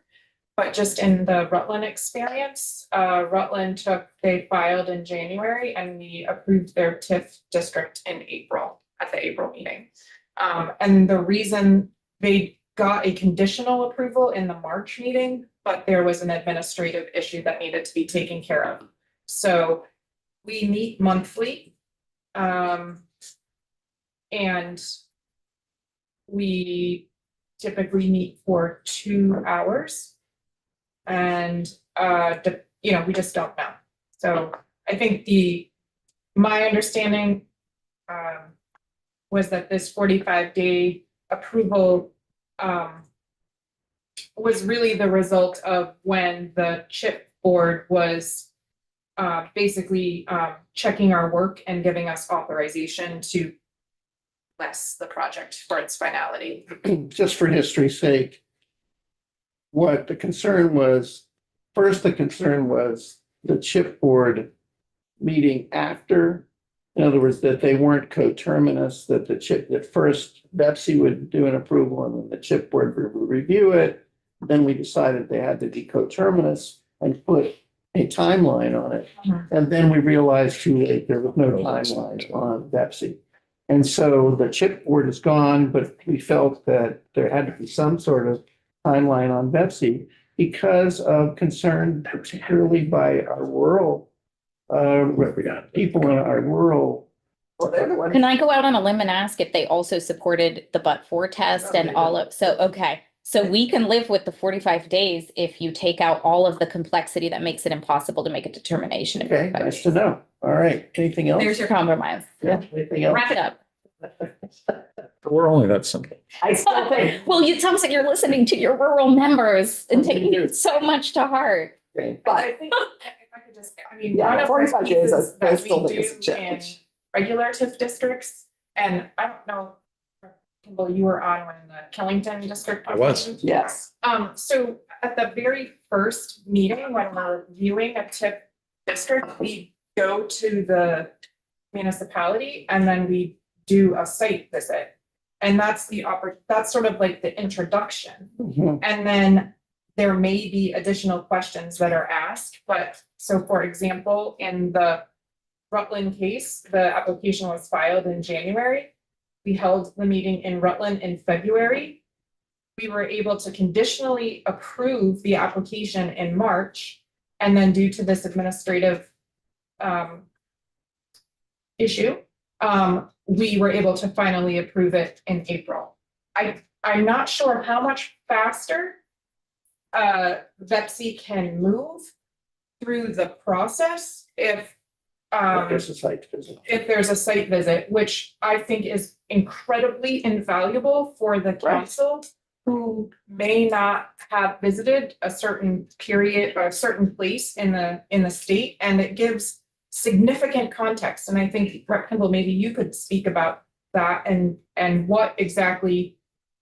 I'm a visual person, so it's nice to see where the infrastructure is gonna be, what they're going to be doing with those individual filings, and then what is gonna be created as a result of that, just conceptually looking at the district boundary lines and things like that. Yeah, the site visits are definitely beneficial. Not sure if you're anticipating the same level of site visits with this particular program as that. I think with the level of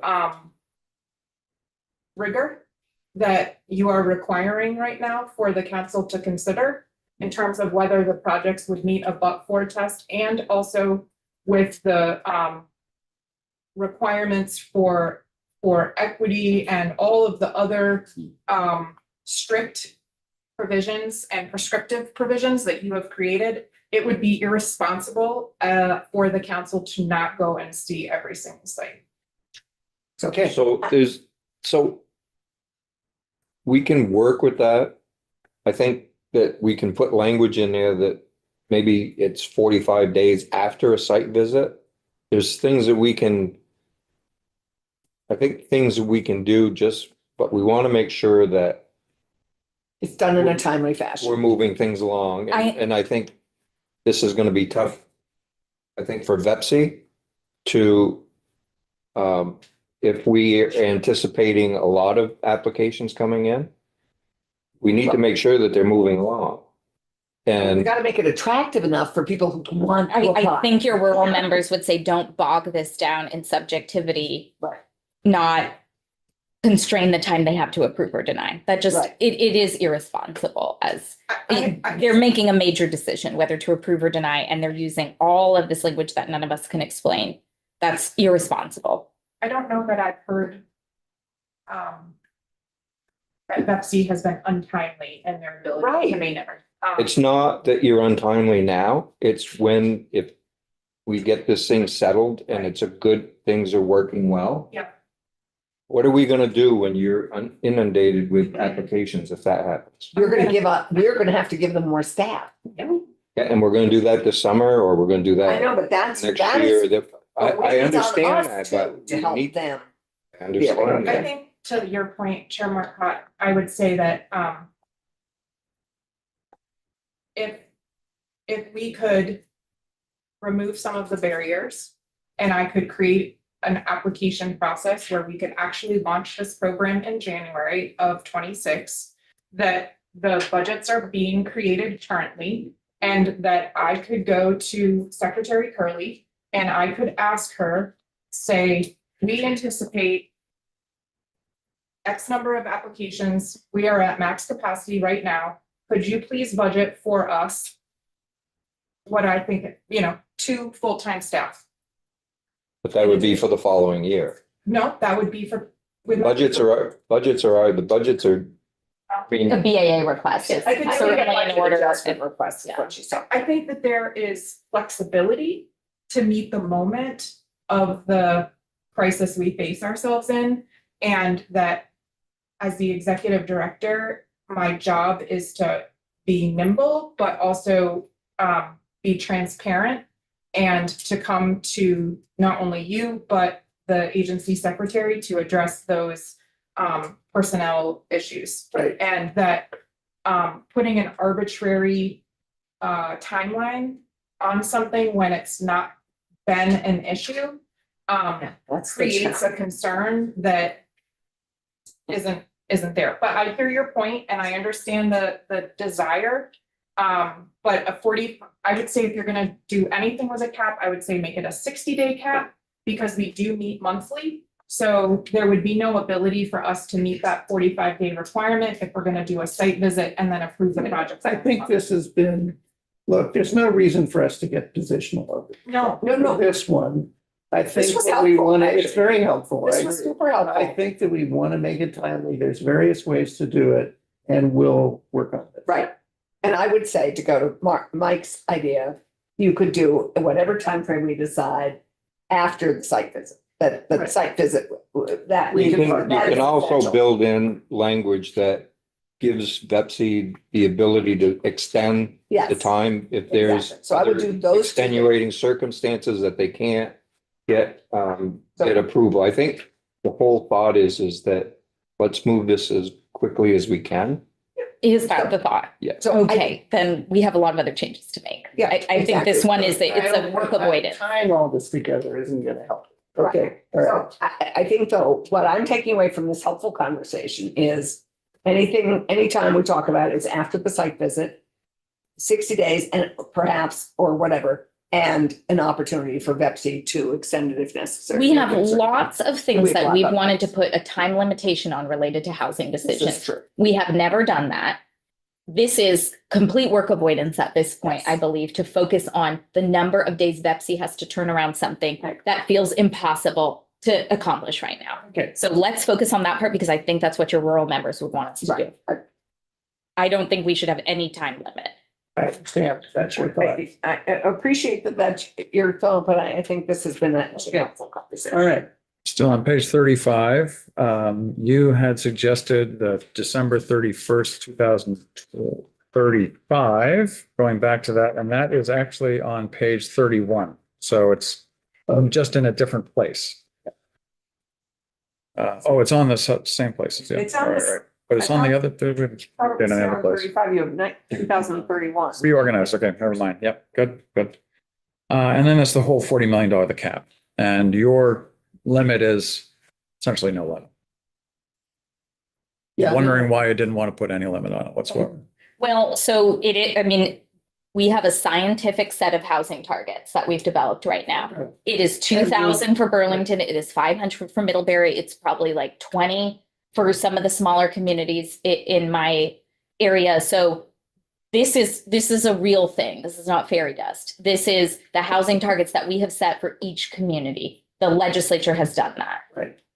We think. Yes. that This is like for us, the equivalent of when the Messiah comes. So we don't think this is real, just so you know, at all.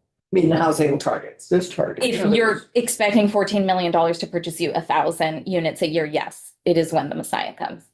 Okay, all right. And there may be go the ahead. difference. You may be looking at CHIP as the Messiah, as the thing that is going to result in all these new housing starts. By itself, it is not. It is not going to do it alone. It is It's not. one tool, but it's an important tool for our smaller communities, we feel. I want us to get back to this being an infrastructure program. Infrastructure is the only way we will grow our grand list at the rate that we need to. I am not sure what else you are seeing that is coming to save us besides infrastructure for the basis of our economic development. Availability of labor, willing communities, a lot, Capital invest, a lot of a lot. capital. Slow So down. it's not just the financing tool. So in We terms of, have no labor because we have no housing, because we have no infrastructure. It's all part and parcel. It all. I'm just saying, say, if we say 41,000 units have to be created over the next some odd years, to say that until all the housing needs of the state have been met, there is no real limit to the exposure to the ed fund. The limit is Vepsi and all of the other stuff that you Right. want to include in here about affordable and but for, and so on. Like there's It's not so a limit many to the ed things that fund. you're limiting this. It's by. not that's not a limit to the ed fund. Okay, So that is a. We're somewhere between 40 million and actually meeting our housing goals. It's not the only tool. It is a tool. okay. So I think on 36, we're okay. There was a change in some of the wording that you agreed to. So I think we're all good on that. Wait, on 36, 1910A. We're thinking we're in agreement. Yeah, because it's in column It's C. column C and column A. Yeah. Okay, is that okay, guys? Yes. Yeah. All right, That's just the debt incursion period and when it ends and when the district ceases to exist. Then we have 38, 39, we think we're, 37, we're Literally okay. no color. no colors. But 37, we think we're okay. There's column C, is the same column A, okay. 38, 39. 44 is the same too. I'm sorry, are you on page 40? Yeah. Okay. That language is the same. Yep. Green Okay. is equal. And then we're at the point where we diverge, and that is on 41 in terms of the increment retention. Beginning with B. Yeah, Beginning with we were B. 60, Right. 80, you're at 75, 85. We're 75, 85. Okay. yeah, So we don't have agreement on that. We're gonna have to come back to that. You're okay with the municipal it being 85%. So that was originally 100 in your bill. Okay, We haven't really had time to hear if VLCT is fine with it. I mean, this was our initial Okay. work over the last 24 hours. No, you're they mean okay. 85 on the municipal. That's a separate. Yeah. Up to. Exactly. Yeah. Not less than 85, not. I guess we said, did we say not less than 100? That's to 80. Pretty specific. So then, Like, okay, and now we're on page, Page 42. can we determine, like, are we where are you? expecting Where are you? you all to have a proposal with the increment split? Okay. We got to come back to that. I just want to create more work for the time. So we're all good on 43 and 44. We're still good there. 42, we're okay, right? 42 is exactly the same. Yes, 42, 43, 44. 43 is the same. Okay, I'm just 44, still reading 43. okay. Whatever made these colors, I mean, they're much easier on the computer than they are in the flesh. Just a two. I believe they're exactly know the what- same. Ah, What? I don't know what to say. Apples in your head. Sure. So you don't. But these are exactly the same. Yes. I still want to read them. Yeah.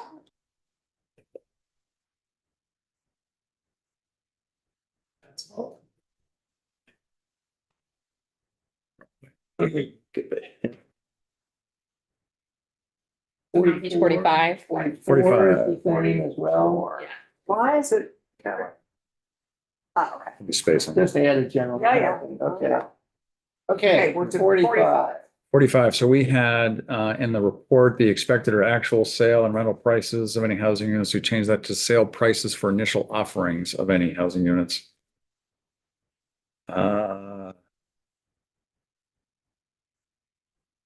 Any reason why the difference? I mean, so on top of asking Betsy to get all of these done in 45 days, you're asking them to report annually on the expected or actual sale and rental prices of any housing units that are under this program and the number of housing units known to be occupied on a basis other than as primary residence. Once again, an impossible task, period, let alone for I don't even know where to begin. You're not clear on our problem with this or? On 5, I was just focusing on 5, the expected or actual sale, because that's in the developer agreement or the plan. So how many units they were going to sell. Right, so we have that at during the period of indebtedness. And we have sale at the time, at the first offering of sale. It's very hard for them to track continual sales after that. Want to say something? I just don't know if it would be in the financial plan between the developer and the Yeah. municipality, the expected sale. Is it the sales price? Is it the, What it actually sells. what it, and then the actual sale and what the rental units are, what? I guess, and then We should tell you why we Yeah. put this in. Did you talk to Maura Collins? I'll tell you why we put it in. So one set of problems that's given redevelopment a bad name is projects that didn't need the money getting financed because they were friends of the city council. That's the but-for test. The other side, which is the big problem. Where, are you pointing to a specific example? No, nationwide. Redevelopment has a I mean, we redevelopment- have like 2 city councils in the whole state, so. Let me finish. The other side of the problem is you float bonds based on projection of what the tax income is going to be, which in turn comes from your idea of what the project is worth. So someone comes in and says, well, we're going to rent these units out for, we're going to sell these units for $1 million. And that leads to an NOI, and the NOI is then scaled up to a value, and that value tells you what the tax increment's going to be. BEPC has to satisfy itself that there's enough increment in the project to support the bonds for the infrastructure. Okay? They use the pro forma to do that. Okay. What happens? How do these things go sideways?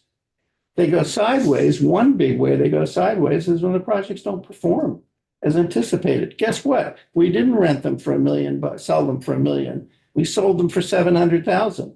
So when the assessor goes in to reassess the project and capitalizes that NOI, which is much less, the value of the increment is less, and the bondholders are stuck. I mean, the municipality and the state are stuck holding the bag for the bonds without increment to pay for it. So it's really important. It's really important to know what is actually happening. Are they selling the units for the price? Are we going to get screwed? Are we not going to have enough increment? That's my understanding. Are you with me? I think you've articulated that well. I have no idea what you're saying BEPC should do. First of all, the assessed value is often very different than the sale price. So I'm not sure if you're trying to An gauge. assessor, look, if it's a one-off, an assessor isn't going to just say, oh, gee, well, I'm going to look at all the other projects like this. They don't do that. They look at the pro forma and they look at the NOI. They use cap rates that are typical and they calculate the value of the project. It's one of the 3 basic ways you do appraisal. So it sounds like you're okay taking 6 If a out. project underperforms, the bonds are, there's not enough increment to pay off the bond. You were using some nationwide examples. Yeah. We have our Vermont League of Cities and Towns behind us to talk about how things. So anyway, work. what I was explaining is that's why we assume, one of the reasons we assume that in fact BEPC would want to know on an annual basis whether the project was performing like the pro forma said it would perform. Because if it's underperforming, there's going to be problem. You already collect that. So we already collect that data. Yeah. We receive all of that information from the tax department each year. Great. But we don't receive the expected or actual sale. No, of but you rental receive you don't receive the actual No. sale. No, because tax increment isn't calculated that way, and I think that VLCT could probably tell you better about that, but in terms of the appraisal issue, but in terms of tax increment financing, the increment is based on the original taxable value that's set at the time that the district is created. correct? And so that is the measure for which you calculate increment. Right? And so we don't look at and we don't get data from realtors or from others about that type of that type of information. We're strictly looking at What do you get? we Grand get list. What's Yeah, that? the grand list. the grand list. Yeah. At the 401 or point whatever it is. of at the point of approval of the project. Right, And so then at the end. Do you get it annually? annually we get it, Okay. which is how municipalities know how much foregone revenue to keep in their coffers and how much to send to the ed fund. And then that is the measure and the metric for which JFO and the tax department come to the e-board to give you that worst case scenario figure about how much the ed fund is costing Right. the legislature every year. Okay, you know what? I am reluctant to spend more time on this, but I would like to understand it better because I think underperforming projects is a problem. I think the I don't person think you we've should ever ask had is that. Maura Collins. We, Maura Collins collects any of the all of it. best data that we have with DHCD.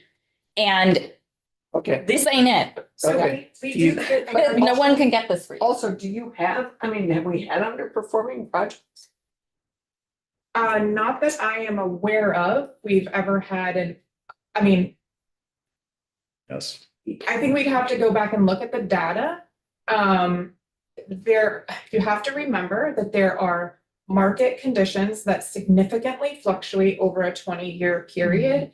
And if you take Winooski, for example, that is a perfect example of why retaining 95 and the 98% increment was necessary because they started their project coming out of the first recession in 2000.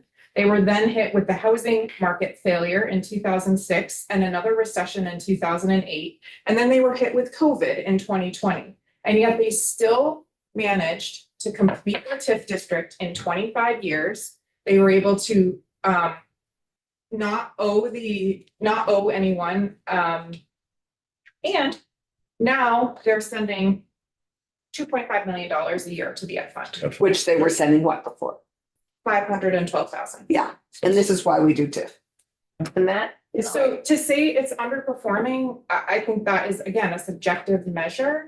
I think that that's why you have increment retention for a 20-year period, and then you have bonds that extend out for 30 years. And you also have measures built into other VEPSI. safety measures, okay. Yeah, other safety measures for substantial change requests that can look at those types of concerns as Do they you have arise. anything you want to add about these two? I No, diverted thanks. us. Nope. Okay. We this is tried to compromise Okay, with you at sale price for initial offerings, which we believe Maura Collins can help us determine. The rest of this is a no-go. Okay. If there's no one who has this information, especially on primary residences. We wish. yeah, Okay, so we're going beyond 5 and 6, down to 8 where we agree. Ours is 9, yours is 8. Ours is 11, yours is 10. Then you have 11. sorry. We're still on page 45. Yeah. So our number 9 is your number 11. 8. So it's the same. Yeah. And our number 11 and your number 10 is the same.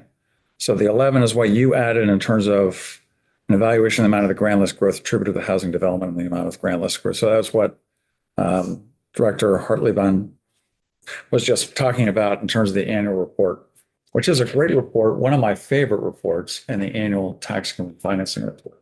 We all read it when we're on Ways and Means Return. And And our tax expenditure report, which is always also. oh, I love that report. Every 2 years. But one of the things that came up is that we'd like to know also just about the volume of applications. It's not in our proposal right now, but the volume of applications and the kind of denials that are issued and that kind of stuff. So we can talk to VEPSI about that, but Wouldn't that be automatically part of their annual report? not necessarily. I mean, I think VEPSI does report to the council, hey, we're talking to 8 people that are interested in veggie, only 2 of them made it to the application stage, that kind of stuff. So So I actually think with Chip with the new program, it would be interesting to know all of it, who buys, you know. Yeah, so it'd be interesting to figure out what that looks like. Is it required? Is it may? But would definitely want to know. Know that it needs to be new language in the bill. I mean, I can just speak to this, that I'm not gonna waste the council's time to bring a project forth if I think it's gonna be denied. Right. Not worth your time. Yeah. I guess it's more a description. It's more for us to understand what's going on. What the reasons are that they were denied. Is there something that we need to change? Or not brought forward. Or not brought forward. Not brought That's- forward. I think that's. Okay. Is it because something that is in here is prohibitive to a municipality? And I think it, on the TIF end, it would be good for us to understand projects that don't move forward and the reasons why they don't. They don't meet the but for. I can tell you the Whatever. reason right now. Sorry, I don't mean to cut you off, but I'm gonna forget because I'm getting tired. The main reason that it's not moving forward is because they can't find a developer to Mhm. create the project that's going to provide the increment necessary to pay off the bond. Reason we're here. That is the sole reason. Which is And that's why why this I is a think the little more problem is- favorable because you already have the developer or sponsor up front before you even go for the. Most TIF districts do as well. So Rutland, I will just give you anecdotally. It took Rutland 2 years to bring their project forward to the council because they needed at least 2 years to get the developer to sign on to the municipal process. And anecdotally, I've talked to other developers in the southern part of the state that say that they are, it is not, feasible for them, even though the increment would be helpful. The process of TIF, is not one that they're willing to be a part of, because so much of it relies on municipal buy-in. And then we had Springfield was still looking for developers. They've entertained a tip for a long time. Bennington canceled theirs. Because they're They developers. found other funds and as well, yeah. That's, Let's make this work. yeah. Okay. Sweet. No bounds, let's move on. 35 is the. So at 45, we have the difference in dates we have to reconcile with you. On page 45. 45. 46. But I mean, can we acknowledge that we just heard a lot about why the date should be extended? That's what we just heard. I think we heard it. We did hear it. Okay. Okay. And then page 46, same. This is really nice. 47 is the rulemaking where you stopped at may and we put the shall with those 3 items in there. So, and that the reason why we put the shall is working with a, Specifically. yeah, council shall specifically adopt rules to govern the prioritization of the projects. So looking at, I don't think a flood of projects, but with projects, trying to understand, one, they are consistent with a chapter with a purpose. 2, that it's helping resolve vacancy or dilapidation of buildings. 3, has regional equity to make sure that we're having projects all across the state. That's addressing verifiable housing shortages and labor shortages. You want them to prioritize vacant or dilapidated buildings. As requiring TIF, projects that would bring an otherwise vacant or dilapidated parcel. And also meet back a square online. footage requirement and also meet a but-for test. Yeah, that's right. These are so many things. It's in terms of prioritizations, how they do it. So it could be that it doesn't have to meet all those criteria. It's a matter of if you have a number of applications, how are you going to prioritize those applications, what you process? But also in 45 days. Well, it's not gonna be 45. Minus complete. Look, we're here to kind of discuss with each other. Yeah. It's not helpful. You keep throwing stuff in our faces. We're taking it in, we're absorbing it, and we're gonna come back with something that hopefully we can agree on. But continually throwing stuff back in our faces isn't helpful. I'm truly, I mean, like, what is the proposal here? You want to keep all of these things and all of the other things, or you're We're not. absorbing? We're just, We're talking. Right. Right? we're gonna come back with another proposal, but it's not helpful to keep throwing this stuff back in our faces, right? We're trying to understand your perspective. We're hoping you understand ours, and then we're gonna try to come to a conclusion. But it's not helpful by continually going back and forth, telling us you're doing this, you're doing this, you're doing that. I am trying to understand your perspective. And And I appreciate that. I just don't appreciate the continually going back to prior things that we've already talked about. so on One rulemaking, program. clear guidance is what we need. They have a ton of rules that already exist. It would be really wonderful for us to be able to align a lot of the rulemaking that already exists with Yeah. TIF and not reinvent the wheel. Yeah. And enable BEPSI to create clear guidance for us, using and referring to the rules they already have. How do you, I mean, I just am curious, because you. So we understand that, Senator. Yeah. And so we've talked to the executive director, about those existing rules. So we might be coming back to you with something. Okay, great, because she spoke with us this morning and had some great ideas on how we could approach this. Indeed. Yes, and I would Right. just Thank say you. that for the record, I was asked by the conference committee to provide them to provide all of you the type rule, and then had a conversation with them about how to do what we discussed in Senate to kind of mirror the TIF rule or the TIF statute with the CHIP statute, so that we might be able to enjoy the fruits of a lot of other people's labor Exactly. and utilize the TIF rule without the necessity of having to create a new CHIP rule. Right. Okay. Let's, So, and good. number two on this is really the appropriate floor area measure. So this is, again, we were talking about the 65%. If you have a construct of substantially more or something else, would be willing to look at it. But that's the best that we came up with, the Do you 65%. feel like it needs to apply to every project? I mean, why wouldn't we give them flexibility on a case by case basis? We had to establish a floor at some point in time, if it's a true housing bill, as to how much of the project should be dedicated to housing. So that's what we did. And we said, could you then apply that Yes, because and interpret it? we had we discussed this at length, and then, so. I think we landed on like 25. Yes. It wasn't in your. Yeah, I mean, we didn't, that was as far as we were willing to go, and then we thought they can do a Okay. case by case analysis. Okay. And the last one is the supplement the but-for test, and we've been talking about that ad nauseum. And that was to try to specify, have some more specific directions for that. 48, we agree on all that, which is great. 49, you brought back to us the remedy for non-compliance was the existing TIF statute. Awesome. We agree with that. Page 50. I think we're okay okay. on that. And we're actually okay through 51. Through 51, we're good.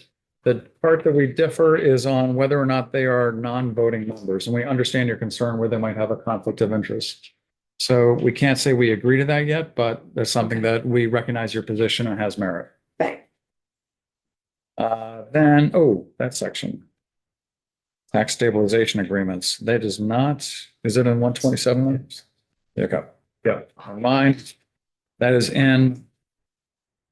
It's not in your 479, but I believe it is in 127 though, yes? Sorry, are we on page 54? On 52 going to 53. Sorry, I thought. John?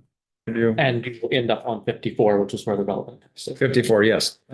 So, 54 is where I see there's, yes, sorry. Yes, that's why you approved it. Yes, the sunset on the TIF, right, which we are.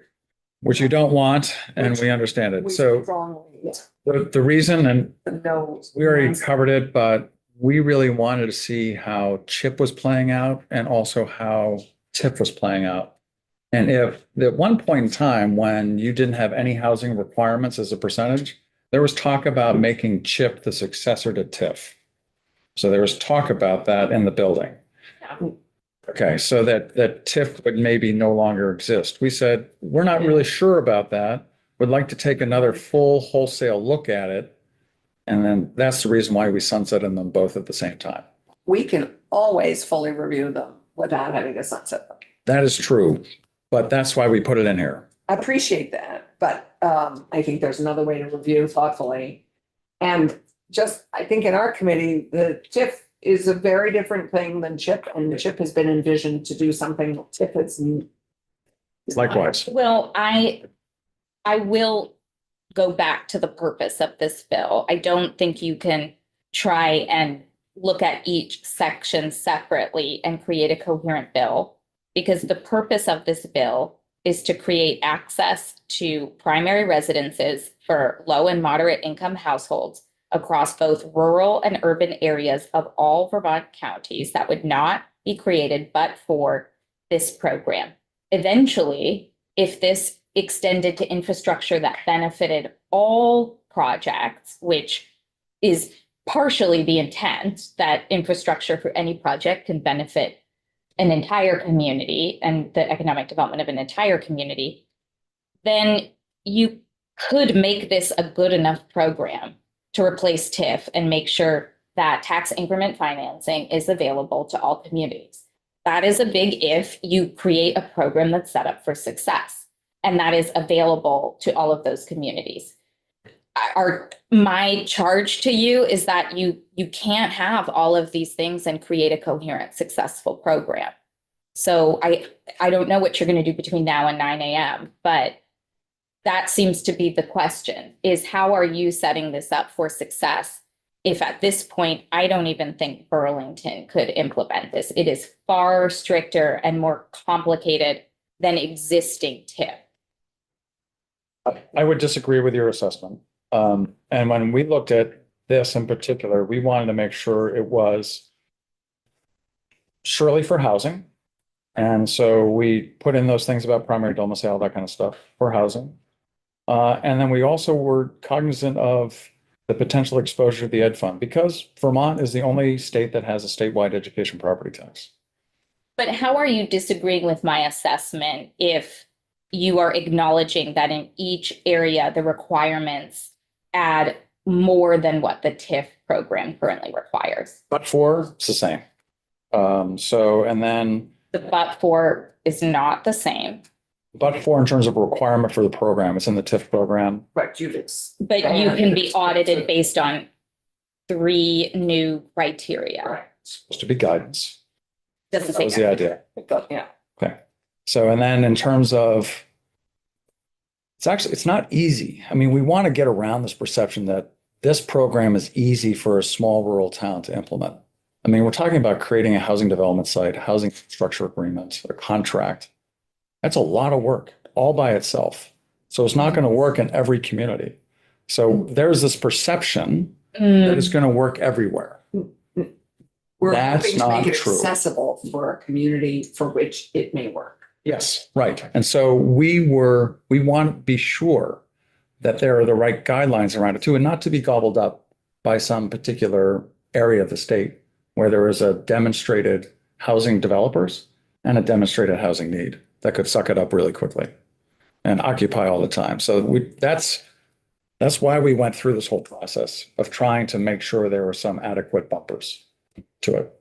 I know you disagree with them, that it's not administratively workable. So overnight, by some magic, we're going to come up with a proposal that you can evaluate. You're taking it home and putting it under your pillow and work intake. We've got Jack's magic beans. Yes, But the other areas you already went into, we already covered in the remainder of this, I believe. So, we're fine. yes. Yep. Do we want to talk about our non-negotiables? Sure. Or go have dinner. I've already missed dinner with my kids. So, we've already stated what I think our non-negotiables are, but would you like to restate them? Is the administration going to weigh in tomorrow, do we think? Given that Betsy Right. is weighing in and they are the administration, it would be Okay. great for us to have Betsy and the. So we all have that in and the writing. LCT weigh in. We could. Would it would it make more sense that we come back with a proposal that they can weigh in on at that point? I think we already know what their positions are. That makes sense, because I think you are working on some things that may change people's views. The stakeholders have been clear what they like and what they don't like, either through testimony or through written letters That's fair. Or conversations in the hall. or conversations. Any Or form of opposed to. perpetual covenant, absolute non-starter for me. I don't know about the two members. of the committee. Well, we all need to chat too. So we So why don't decided, you come back and then we will, what have we decided? We finished going through it. we finished going through and My apologies for, that's okay. We hope you're okay. I'm getting treated tomorrow at 1 o'clock by my ENT doctor. So it lasts a few days, so 4 days, 5 days, so I should be okay, right? Let's We'll hope. have it all wrapped up. The nosebleeds last 4 or 5 days. It's a long. Well, I'll tell you later. let's wait till we're off camera for this. Let's get on. HIPAA violation. You're gonna get, because of me, you get so much advice. Yeah, Yeah, people will be texting you. Same thing happened to me. I've had any. Yeah. Okay, so where are we? We're with a concept of us actually providing a response to their proposal tomorrow. And to do that and incorporate their feedback is what we heard today. It may be that there are still some points that we may not agree on, Right, This is as would be predictable. in all probability that would be the case by 9 o'clock. Yes. okay, so the ball's in our court. Right. Thank you, by the way, for all the work you've done to date. This has been much faster than it could have been, had you not done that work, so I appreciate it. Yes.